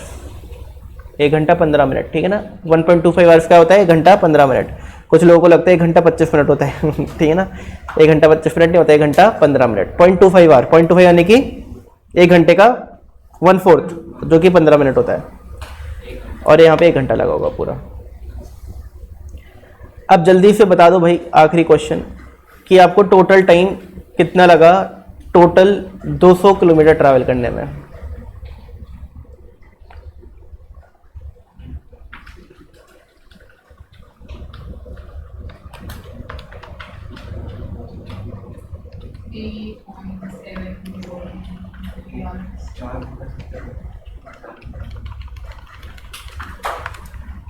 थ्री 3.70 कुछ आ रहा है क्या? 3.7083 hours. तो वही समझो, आपका एक पूरा डे ट्रिप था, पूरा एक डे ट्रिप था, और आपने पूरे डे में 3 घंटा एंड 0.70 मिनट्स गाड़ी चलाई। 0.70 मिनट्स यानी कि 42 मिनट्स, 3 आवर 42 मिनट्स आपने गाड़ी चलाई, और आपने 200 किलोमीटर का डिस्टेंस ट्रैवल किया। तो आपकी एवरेज स्पीड क्या रही होगी थ्रू आउट द जर्नी? बताओ क्या रही होगी speed? Speed equals to distance upon time. Distance था 200 किलोमीटर और टाइम लग गया 3.708333। 2 ही किलोमीटर बस 53.93। बताओ जी, आपका आंसर सेम आ रहा है या डिफरेंट आ रहा है? 53.93। अरे वो आपका ये जो आंसर आया था ना 0.8333 आ रहे थे एंड तक कैलकुलेटर में, तो यहाँ पर अगर वो आ रहा था तो मैंने उसी चीज़ को कन्सिडर करके आंसर निकाला। तो ये भी सारे एंड तक 33 ही आएंगे।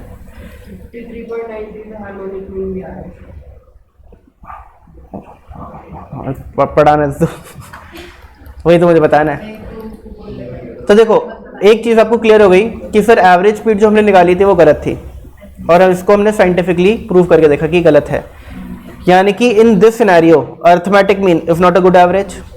क्या अर्थमेटिक मीन अच्छा एवरेज है सिचुएशन में? नहीं। कौन सा एवरेज अच्छा है फिर? Harmonic mean. इस टाइप की सिचुएशन के लिए एक ही एवरेज बनाया, हार्मोनिक मीन। अब अगर आपको इस डेटा का हार्मोनिक मीन निकालना है, इस डेटा का हार्मोनिक मीन निकालना है, तो आप क्या करोगे? आपके पास 4 ऑब्जर्वेशन है, आपको देखो डिस्टेंस को इग्नोर करना है। आपके लिए जो वेरिएबल होगा x1 x2 x3 x4 होगा, आपकी स्पीड्स होंगी। तो कितनी स्पीड्स अवेलेबल है? 4। पहली स्पीड है 60, अगली स्पीड है 80, अगली स्पीड है 40, और आखिरी स्पीड है 50। और आप इसको सॉल्व कर लो, आपको ट्रिक पता ही है क्या करना है आप लोगों को। सबसे पहले मेमोरी क्लियर करना है। 1 divide by 60 is equal to M plus 1 divide by 80 is equal to M plus 1 divide by 40 is equal to M plus 1 divide by 50 is equal to M plus, फिर 4 divide by M R C is equal to, बताओ answer क्या आ रहा है? 53.93. Exact same 53.93 53.93, ठीक है ना। तो if you want to find average speed and equal distances are covered, then harmonic mean is the best appropriate average that can be used, और वो मैंने आपको प्रूफ करके दिखाया। इसलिए ना ऐसा नहीं होता कि किसी भी सिचुएशन में कोई भी एवरेज का यूज़ कर लो, मर्जी नहीं होती, ठीक है ना। अगर मर्जी चलाने लगे तो आपका आंसर गलत आ जाएगा। यहाँ पे देखो अरिथमेटिक मीन का यूज़ किया, आंसर ही गलत आ गया, ठीक है ना। इसलिए मर्जी नहीं चलानी, हर सिचुएशन के लिए अलग एवरेज का जन्म हुआ है, ठीक है ना। तो अगर आपको क्या आएगा, तो सर आपने बोला था कि जो हम अरिथमेटिक में यूज करते हैं कि जैसे 50 और 40 से बड़ा है, तो एचएम में तो 50 और 40 से बड़ा है, इसका एलसीएम नहीं जो एचएम आ रहा है हमारा, हाँ वो 50 और 40 से बड़ा है, 80 से बड़ा है, 40 से बड़ा नहीं आने, 40 से कम नहीं आना चाहिए, 80 से ज़्यादा नहीं आना, कम नहीं ज़्यादा नहीं आना चाहिए। सुनो, आपकी जो दो एक्सट्रीम ऑब्जर्वेशंस होती है ना, उनके बीच में आना चाहिए।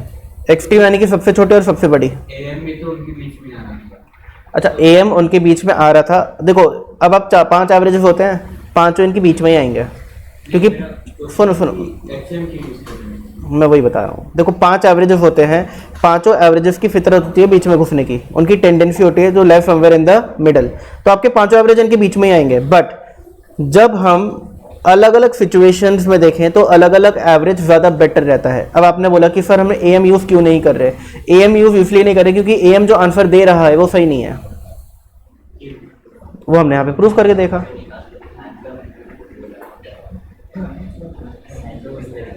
क्या हुआ, सुनो ना, अरिथमेटिक मीन क्यों सही नहीं है, आप भूल जाओ कि arithmetic mean, geometric mean, harmonic mean कुछ होता है। अगर आपको आप एक स्टूडेंट हो जो फिजिक्स पढ़ के आया है और मैं उसको बोला जाए कि एवरेज स्पीड निकालो, तो बच्चा ऐसे ही निकालेगा एवरेज स्पीड, साइंटिफिक तरीका यही है। अब आपका जो एवरेज, जो बेस्ट एवरेज है वो कौन सा है, जो आपके डेटा को ठीक तरीके से रिप्रेजेंट करे। अब कौन सा एवरेज है सब में जो ये आंसर है इसके आसपास आंसर दे रहा है, वही यूज़ करोगे आप। आ रही बात, समझ नहीं आ रही? अब आपने एम निकाला, वो इस आंसर से काफ़ी अलग आंसर दे रहा था, क्या आप उसको अच्छा बोलोगे इस सिचुएशन के लिए? नहीं। आप निकालना चाहो तो निकाल सकते हो, उसको भी आप बोल सकते हो कि एवरेज स्पीड मेरी 57.5 थी, बट ये सही नहीं होगी। आंसर आ जाएगा, एवरेज बोल दोगे आप, आपकी बात भी पूरी हो जाएगी, हाँ आपने एवरेज निकाल दिया, काम खत्म हो गया, आपके दोस्त को भी समझा रहे हाँ ये एवरेज है। बट क्या आप एक्यूरेट थे अपने आंसर में? बात उस चीज़ की हो रही है। एवरेज ये भी है, ये एवरेज ऐसे नहीं बोलूँगा कि एवरेज नहीं, ये भी एवरेज है, बट ये एवरेज इस डेटा को रिप्रेजेंट नहीं कर पा रहा ठीक तरीके से, कर भी रहा है बट ठीक तरीके से नहीं कर रहा। अरे बात समझ, इसलिए हम अरिथमेटिक मीन का यूज़ नहीं करते, इस सिचुएशन में हार्मोनिक मीन का यूज़ करते हैं, क्योंकि एवरेज वो अच्छा होता है जो डेटा को अच्छे से रिप्रेजेंट करे, ना कि सिर्फ रिप्रेजेंट कर दे। अरे बात समझ, ठीक है ना।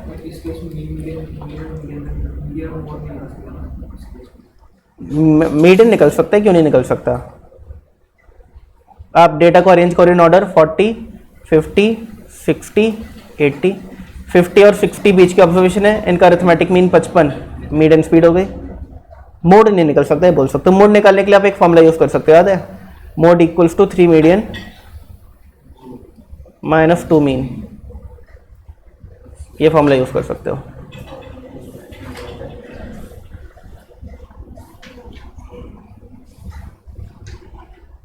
ठीक है, आपके क्वेश्चन पे दोबारा आता हूँ, सुनो। हम अगर उस डेटा का मीडियन निकालें तो वो भी 40 से ज़्यादा, 80 से कम आ रहा है, 55 आ रहा है, बट क्या ये इसको हम एक बेस्ट एवरेज बोल सकते हैं जो इस डेटा को रिप्रेजेंट कर रहा है? Answer is no. ये भी एक एवरेज है, 55 भी एवरेज है, और मोड निकलेगा वो भी एवरेज होगा, ज्योमेट्रिक भी निकालोगे वो भी एक एवरेज होगा। एवरेज तो सब है, बट अच्छा एवरेज वो है जो ठीक तरीके से रिप्रेजेंट करे डेटा को, वो सिर्फ HM है इस केस के अंदर, क्योंकि हर एक का आंसर अलग आएगा और जो आंसर होना चाहिए वो सिर्फ HM का होगा। 53.93। हाँ, ये जो मीन होता है अरिथमेटिक मीन होता है। आ रही बात समझ आप लोगों को? ठीक है, अगला देखो क्वेश्चन। अगेन मैं आपको एक और एग्जांपल समझाता हूँ ये बात, ठीक है ना, आप ही के डाउट को मैं एक और दूसरे वाले एग्जांपल से। मान के चलो कि आपके फादर ने आपको 20,000 रुपये दिया, 20,000, और उनने बोल दिया कि बेटा तुम्हें शेयर मार्केट की थोड़ी बहुत नॉलेज तो हो गई होगी, सीए कर रहे हो, ठीक है ना। तो डेली 5-5 हज़ार रुपये 4 अलग अलग कंपनीज में या एक ही कंपनी में इन्वेस्ट करना है। 4 अलग अलग, एक ही मान के चलते हैं अभी के लिए, 4 अलग अलग कंपनी की जगह 4 एक ही कंपनी में इन्वेस्ट करने हैं। तो आपने क्या किया, अपने पापा की बात को ओबे किया और आपने कंपनी पहले तो सिलेक्ट करी। लेट्स वो कंपनी है, वो कंपनी है, कौन सी कंपनी अच्छी लगती है आपको? टीसीएस। तो आपने टीसीएस सेलेक्ट कर ली, टाटा कंसल्टेंसी सर्विसेज, इंडिया की 3rd लार्जेस्ट कंपनी, ठीक है। पहली तो रिलायंस है, दूसरी नहीं टीसीएस, दूसरी इन्फोसिस आ गई अब शायद, ठीक है ना। टीसीएस पहले टीसीएस हुआ करती थी, देख लेना वो तो गूगल कर लेना, India top companies by market capitalisation, तो आपको पता चल जाएगा। तो आपने डे 1 पर कुछ इन्वेस्ट किया, डे 2 पर कुछ इन्वेस्ट किया, डे 3 पे कुछ इन्वेस्ट किया और डे 4 पे कुछ इन्वेस्ट किया। आपके पास इन्वेस्टमेंट कितनी थी हर दिन इन्वेस्ट करने के लिए? 5-5 हज़ार रुपये।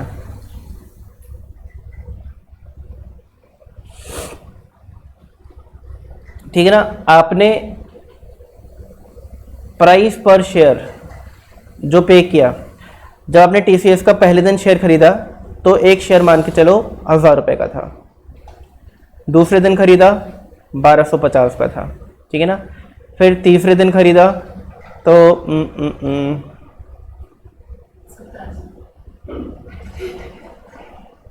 मैं चाह रहा था आपकी कैलकुलेशन आसान हो जाए, बट कोई नहीं, मैं कॉम्प्लिकेट कर देता हूँ। 1100 का था और फिर 900 का था। वो मैं समझ गया आप क्या कहना चाह रहे हो, बट कोई नहीं, अभी कॉम्प्लिकेट कर लो, चलो कर देते हैं, तुम लोगों के लिए आसान हो जाए चीज़ें। एक दिन 2,500 का था और एक दिन 750 नहीं,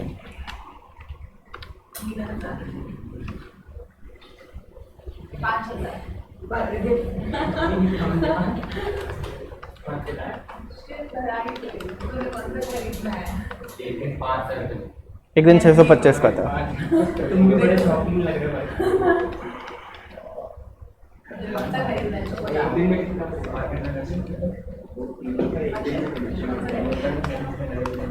ठीक है जी, ये अलग अलग प्राइसेस थे अलग अलग दिन पर, मान के चलो। अब अगर आपसे कोई पूछे कि बताओ एवरेज प्राइस क्या है शेयर का, एवरेज प्राइस, आपके पास अब बहुत सारे शेयर्स आ गए होंगे, एवरेज प्राइस पर शेयर क्या है आपकी, एवरेज प्राइस क्या पड़ी? अब एवरेजिंग तो हो जाएगी भाई, अलग अलग क्वांटिटी आपने अलग अलग डेज पर अलग अलग प्राइस में खरीदी है, तो जो एवरेज प्राइस है वो ऑब्वियसली बात है 2500 से कम और 625 से ज़्यादा होगा।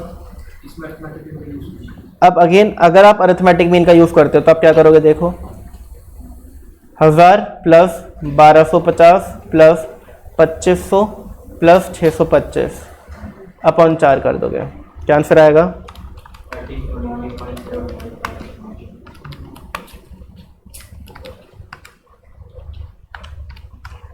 1343.75।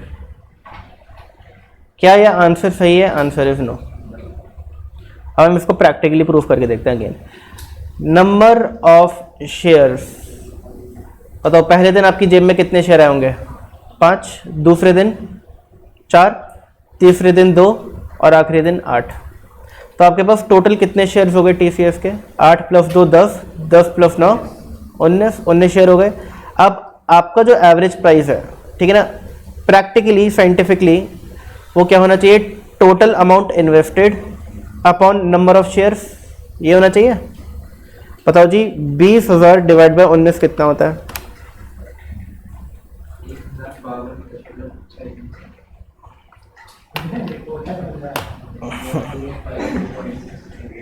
तो क्या आपका ये आंसर सही है? नहीं। जब आपका डीमैट अकाउंट आप देखोगे, डीमैट अकाउंट में जब आप मल्टीपल टाइम शेयर खरीदते हो उसका एवरेज प्राइस लिखा होता है हमेशा। जैसे मैं अभी आपको सबको कैसे दिखाऊंगा, जैसे मेरे पास बहुत सारे शेयर्स हैं, 54 अलग अलग कंपनी की शेयर्स है मेरे पास। अब मैंने कोई भी शेयर अलग अलग टाइम पे खरीदा है तो उसमें कहते हैं क्वांटिटी आती है और एवरेज प्राइस आता है, एवरेज प्राइस।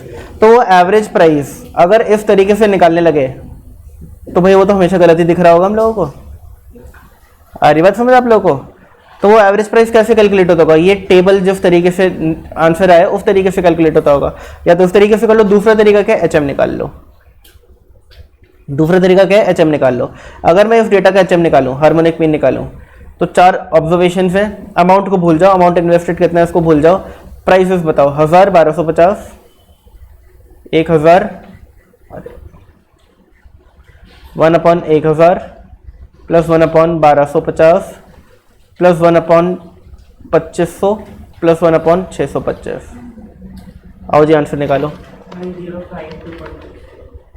तो 1 divide by 1000 equal to m plus. तुम उसको चुपके कराते रहते हो बुलबुल।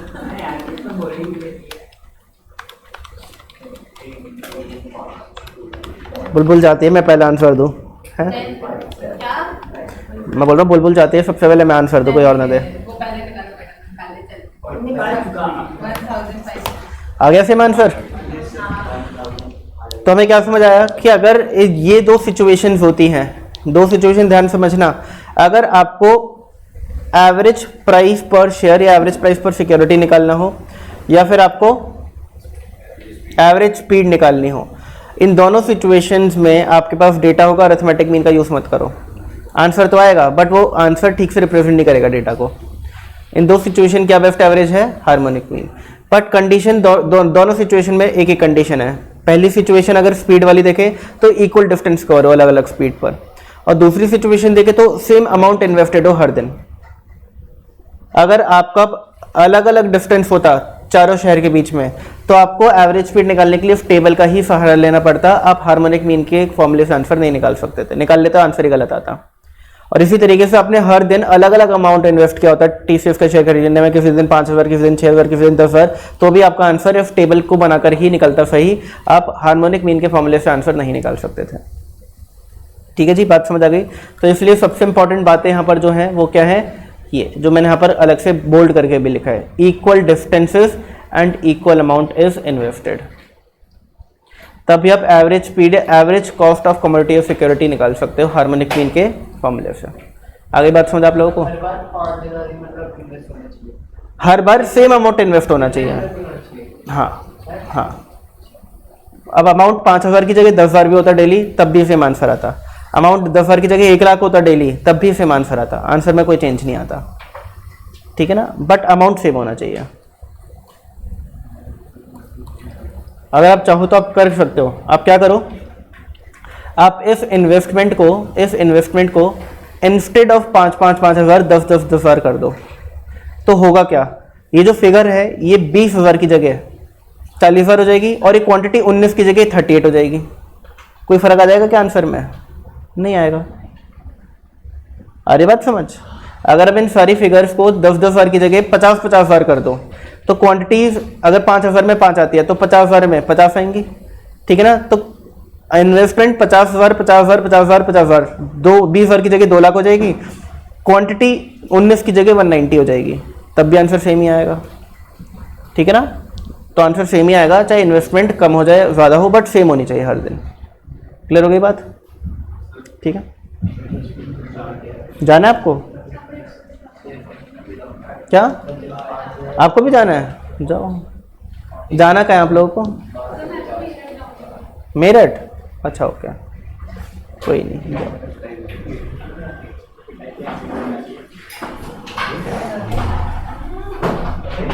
आप मेरठ से डेली अप डाउन करते हो क्या यहाँ पर? अच्छा, संडे फिर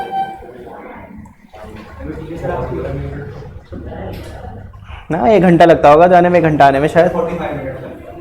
वो अपनी गाड़ी से लगता है, अपनी गाड़ी से थोड़ी आती जाती। अंदर का थोड़ा बन रहा है, थोड़ा 1 घंटा लग जाता है, 1 घंटे में। एक्सप्रेसवे के बाद भी है, पड़ता है ना। ठीक है, खर्चा तो जाता होगा। तुम 45 मिनट में ना मेरठ के उस पर होते हो, बाईपास पर। वो अंदर शहर में जाने में, अंदर वो कंस्ट्रक्शन चल रही है, बहुत लोगों ने बताया, पता नहीं क्या क्या कुछ बन रहा है। हाँ जी भाई, समझ आ गया HM का पर्पस, ठीक है ना? तो एग्जाम में क्वेश्चन आता है बहुत इजी। क्वेश्चन कैसे होते हैं कि equal distances are covered at this speed, find average speed.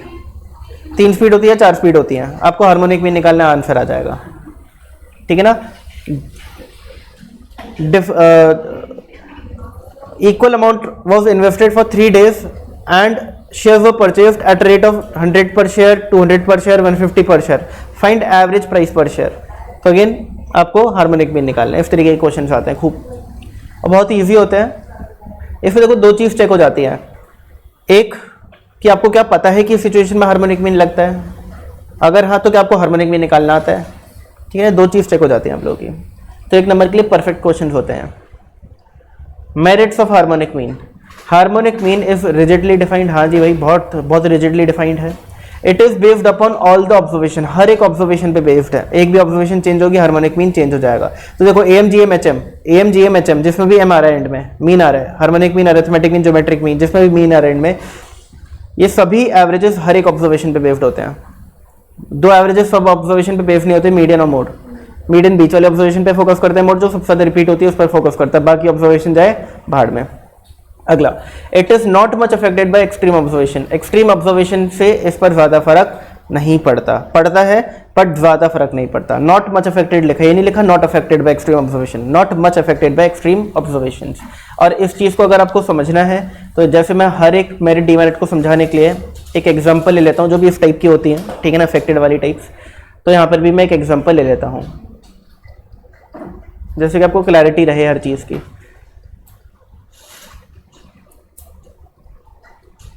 एक ऑब्जर्वेशन यहाँ पर ले लेता हूँ 25 और यहाँ पे ले लेता हूँ 90 या 100, ठीक है ना। हम पहले वाले डेटा का, ध्यान से सुनना, हम पहले वाले डेटा का अरिथमेटिक मीन निकालेंगे, ज्योमेट्रिक मीन निकालेंगे और हार्मोनिक मीन निकालेंगे, और सेम दूसरे वाले डेटा का भी निकालेंगे। हमें कैलकुलेशन करना भी आएगा और हमें 13 पॉइंट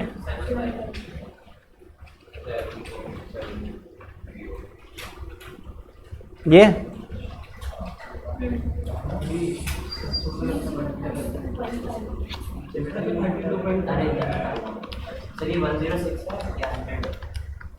हंड्रेड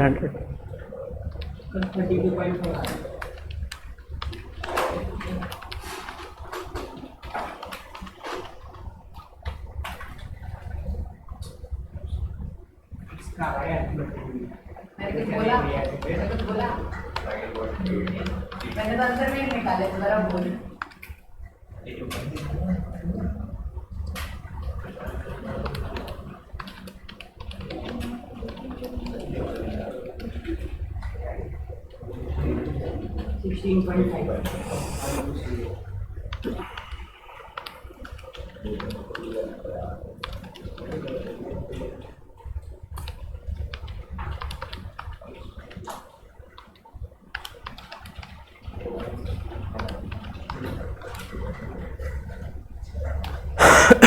क्या आ रहा है अगले का?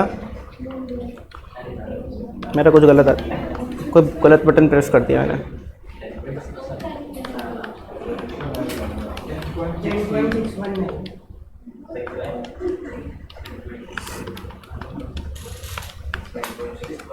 10.619।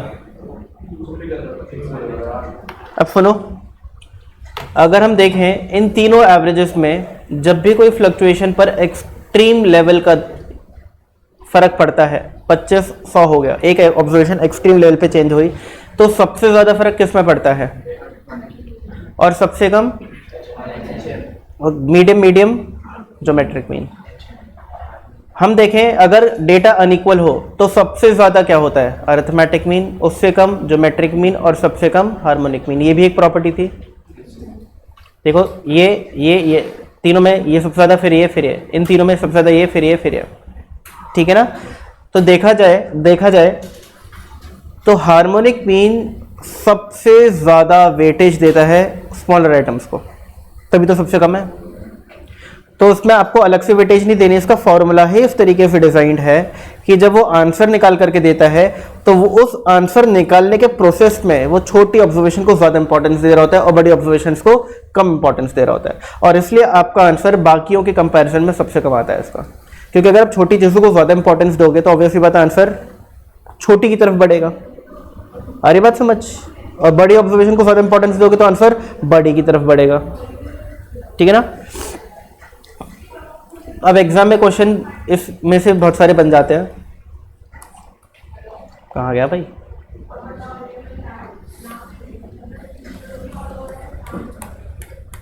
ये रहा। तो it is not much affected by extreme observation, ये समझ आ गया। अगला डीमेरिट क्या है? It is not easily understandable and difficult to compute in comparison to AM median mode. ये थोड़ा मुश्किल है समझना भी और निकालना भी। It can not be computed if any observation is zero, कोई भी ऑब्जर्वेशन जीरो नहीं निकल सकता। It gives highest weight to smaller items. अब देखो ये दो चीजें हैं, इनमें आपको फर्क समझना है। एग्जाम में क्वेश्चन कोई भी एक आ सकता है। पहला ध्यान सुनना, पहला Which of the following average gives more weight to smaller items? दूसरा question, Which of the following average gives highest weightage to smaller items? दोनों के आंसर अलग अलग हैं। पहले वाले का GM है, दूसरे वाले का HM है। पहले वाले का GM क्यों? क्योंकि वहां पे लिखा है Which of the following average gives more weightage to smaller items। और आप लोगों को याद होगा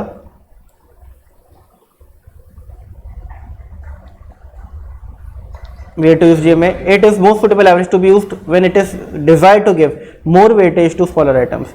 अगर आपको छोटे आइटम को ज्यादा वेटेज देनी है तो GM का यूज करो, बट सबसे ज्यादा वेटेज देनी है, हाईएस्ट वेटेज देनी है तो HM का यूज करो। तो दोनों स्टेटमेंट में फर्क क्या है? मोर और हाईएस्ट में। यहाँ पर मोर वेटेज लिखा है, पर हाईएस्ट वेटेज लिखा है। आपके एग्जाम में दो तरीके के क्वेश्चन पूछे जा सकते हैं। सुनो ध्यान सुनो, question 1 and question 2। Question number 1, which of the following average gives more weightage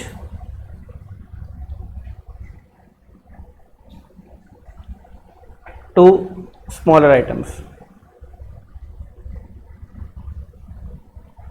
और एक पूछा जा सकता है, which of the following average gives highest weightage to smaller items?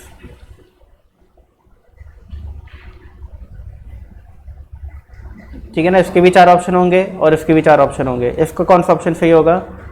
जिसमें लिखा होगा GM, और इसका HM। ये बता रहा था मैं। फर्क सिर्फ किसका है? मोर और हाईएस्ट का। ठीक है जी। देखो मोर वेटेज का मतलब क्या हो गया कि हर एक आइटम को इक्वल इंपॉर्टेंस नहीं मिलती, ज्यादा वेटेज मिलती है छोटे आइटम्स को, ज्यादा वेटेज मिलती है छोटे आइटम्स को। तो ये ज्यादा वेटेज छोटे आइटम्स को कौन देता है? GM, इसलिए वो AM से छोटा होता है। HM GM से भी छोटा होता है, तो GM और ज्यादा वेटेज देता होगा छोटे आइटम्स को।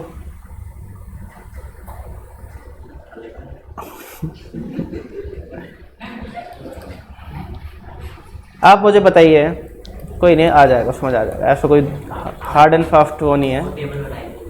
ये देखो, इस टेबल में AM GM HM में क्या सबसे बड़ा है? AM दिख रहा है, AM सबसे बड़ा है इन तीनों में भी, इन तीनों में भी। बताओ GM AM से छोटा क्यों है? क्या रूल है? ये रूल क्यों बना? अच्छा रूल तो बना दिया, बट ऐसा क्यों हुआ? ऐसा क्यों हुआ कि ये छोटा है? GM हमेशा AM से छोटा है क्योंकि GM इन छोटी छोटी ऑब्जर्वेशंस को ज़्यादा इंपॉर्टेंस देता है, इसलिए कम होता है। AM हर एक ऑब्जर्वेशन को इक्वल इंपॉर्टेंस देता है, तो इसलिए एकदम ये परफेक्ट एवरेज बोला जाता है, ठीक है ना। बट GM छोटी ऑब्जर्वेशन को ज़्यादा वेटेज देता है, इसलिए थोड़ा कम आता है AM से। और HM तो और भी कम है, तो इसका क्या मतलब हुआ कि इन छोटी ऑब्जर्वेशन को GM के कंपैरिजन में और ज़्यादा वेटेज देता होगा, वेटेज देता होगा, तभी तो और छोटा है।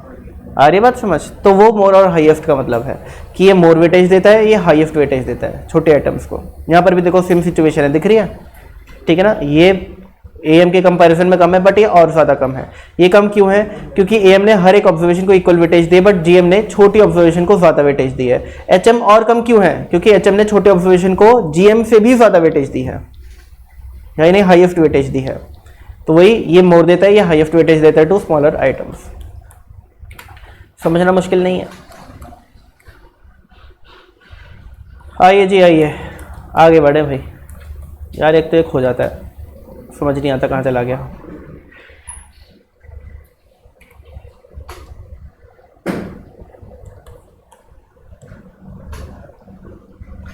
बताओ जी इस क्वेश्चन का आंसर क्या होगा।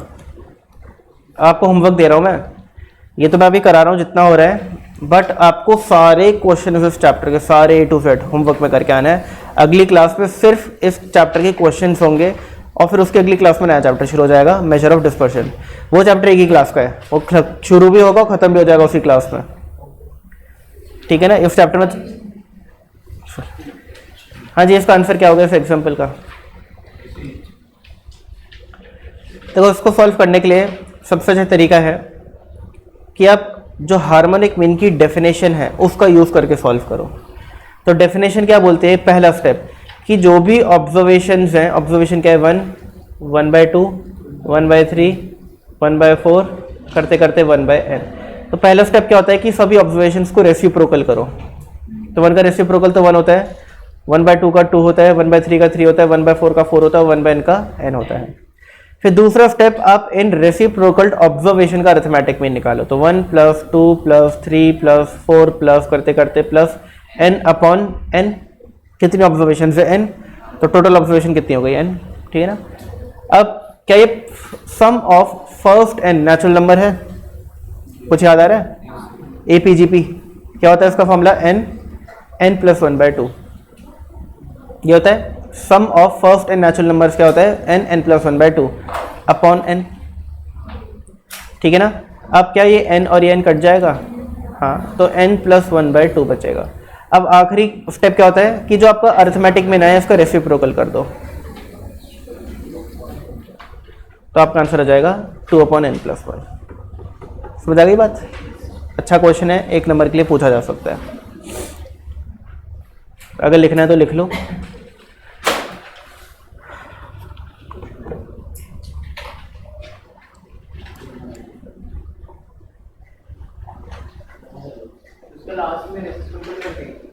हाँ 2 बार होता है ना, पहले तो ऑब्जर्वेशन को रेसिप्रोकल करते हैं, फिर अरिथमेटिक मीन को भी रेसिप्रोकल करते हैं। भूल गए बोलो हाँ सर भूल गया। अरे बोलो ना तभी तो दिखाऊंगा। ये देखो पहला स्टेप, ऑब्जर्वेशन को रेसिप्रोकल किया, इनका अरिथमेटिक मीन निकाला, फिर अरिथमेटिक मीन को रेसिप्रोकल कर दिया, दिख गया, ठीक है ना। वही चीज़ करिए।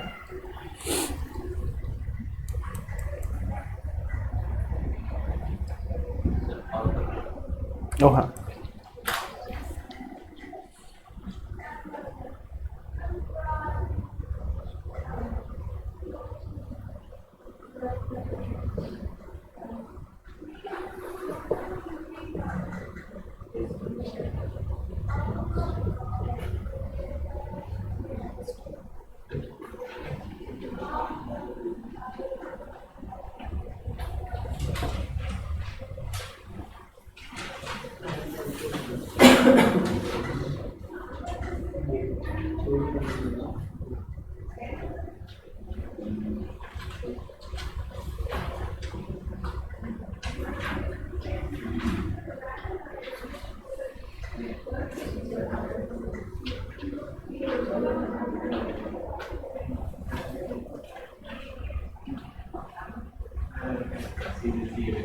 ये एक ऐसी न्यूज़ पढ़ी मैंने अभी अजीब सी,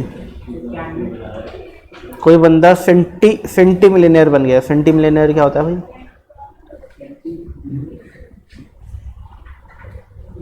23-year-old engineer who found US drone startup becomes centimillionaire.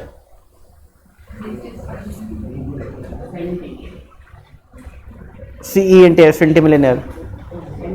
अच्छा, जिसकी वर्थ $100 million हो जाती है उसको बोलते हैं सेंटिमिलियनेयर, और जिसकी $1000 million हो जाती है उसको बिलियनेयर बोलते हैं।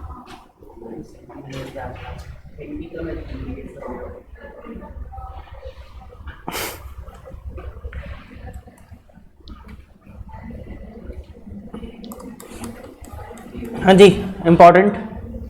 What is relationship between AM, GM, HM? हाँ जी, फिर बहुत अच्छे से पता है, AM is more then GM is more than HM। फिर जी दूसरी, अगर सारी ऑब्जर्वेशन इक्वल है तो ये तीनों इक्वल होते हैं AM, GM, HM। और सबसे इंपॉर्टेंट, इससे क्वेश्चन आता है बहुत बार, AM into H M equals to G M square. Question कैसा था, इन तीनों में से कोई दो एवरेजेस दे देते हैं, AM GM दे देंगे, HM GM दे देंगे, HM AM दे देंगे और बोलेंगे तीसरा निकालो। ठीक है ना, आप सोचते हो कि कैसे निकलेगा, क्या करूँ क्या करूँ क्या करूँ, और छोटे से फॉर्मूले से आंसर आया था। ठीक है, तो आपको याद रखना है कि AM GM HM का ये ऑर्डर होता है। तो बीच वाले का स्क्वायर इन दोनों के प्रोडक्ट के बराबर होता है। कॉन्टिन्यूस प्रोपोर्शन की भी सेम प्रॉपर्टी होती है, याद है, कॉन्टिन्यूस प्रोपोर्शन रेशियो प्रोपोर्शन में अगर ABC कॉन्टिन्यूस प्रोपोर्शन में है तो A:B इक्वल्स टू B:C होता है। ठीक है ना, फिर by cross product rule B² equals to AC हो जाता है। वही चीज़ यहाँ पर भी हो रही है, ये तीनों ऑर्डर, इन तीनों का ऑर्डर हमेशा ये होता है। तो B का स्क्वायर यानी कि बीच वाले का square equals to A into C। ठीक है ना, तो GM² equal to AM into HM। अब याद रहेगा आप लोगों को ये, ठीक है ना, याद रखने का तरीका बताया था। चॉइस ऑफ एन एवरेज, देखो भाई बहुत इजी है, बहुत easy. If distribution is symmetrical और नियरली सिमेट्रिकल, देखो सिमेट्रिकल डिस्ट्रीब्यूशन क्या होती है पहले वो समझना। वैसे हम डिटेल में पढ़ेंगे थ्योरेटिकल डिस्ट्रीब्यूशन चैप्टर के अंदर, बट अभी मैं आपको बता रहा हूँ। अगर आपके पास कोई भी डेटा है जिसका curve, frequency curve perfect bell shape बनता है, परफेक्ट बेल शेप का क्या मतलब है वो भी समझ लो। आपका जो डेटा है, लेट से यहाँ पर 50 नंबर का टेस्ट था, 0 to 10, 10 to 20, 20 to 30, 30 to 40, 40 to 50। ठीक है ना, इस तरीके से कोई डेटा था, मैं थोड़ा ठीक से नहीं किया है।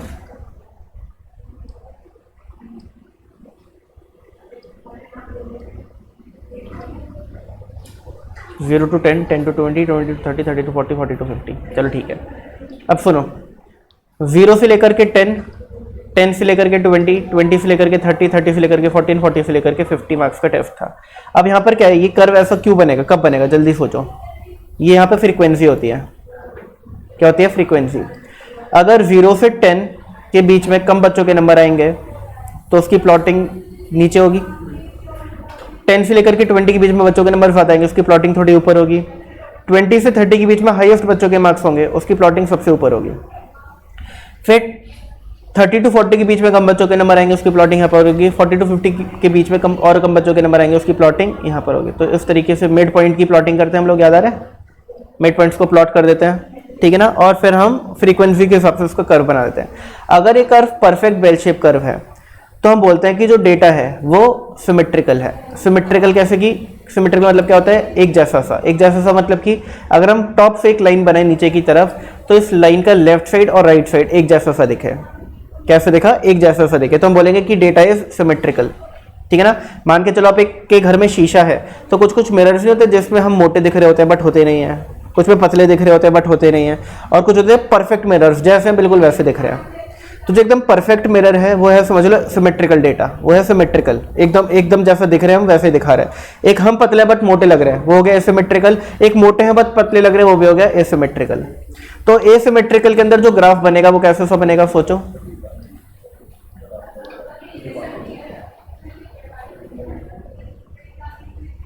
अगर हम टॉप से एक लाइन खींचे तो क्या इस लाइन का left side right side same है, नहीं, यहाँ पे पतला है तो यहाँ पे मोटा है, यानी बीच में अगर मिरर है, इधर पतला इंसान खड़ा है तो अपने आप को उसको क्या दिख रहा है, मोटा दिख रहा है वो, तो ये हो गया एसिमेट्रिकल। ठीक है ना, अब इस डेटा में क्या हो रहा होगा वो भी सोचो। 0 से 10 क्या हो गया इसको, अच्छा 0 से 10, 10 से 20, 20 से 30, 30 से 40, 40 से 50। क्या हो रहा होगा कि भाई टेस्ट बहुत मुश्किल बना होगा, बहुत मुश्किल बना होगा और ज़्यादातर बच्चों के मार्क्स कम आए हैं। ठीक है ना, सोचो 20 to 30 के बीच में भी कम बच्चों के नंबर आए इन कंपैरिजन टू 10 to 20 के बीच में, और फिर मार्क्स बड़े, बच्चे बहुत ही कम हो गए। अरे बात समझ।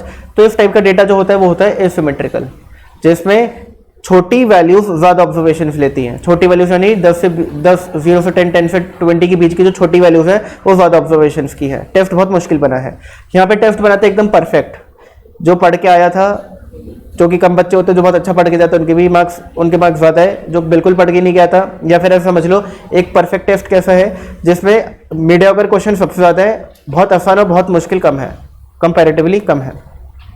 और एक बहुत इजी टेस्ट पेपर आया, बताओ इजी टेस्ट पेपर का कैसा बनेगा कर्व,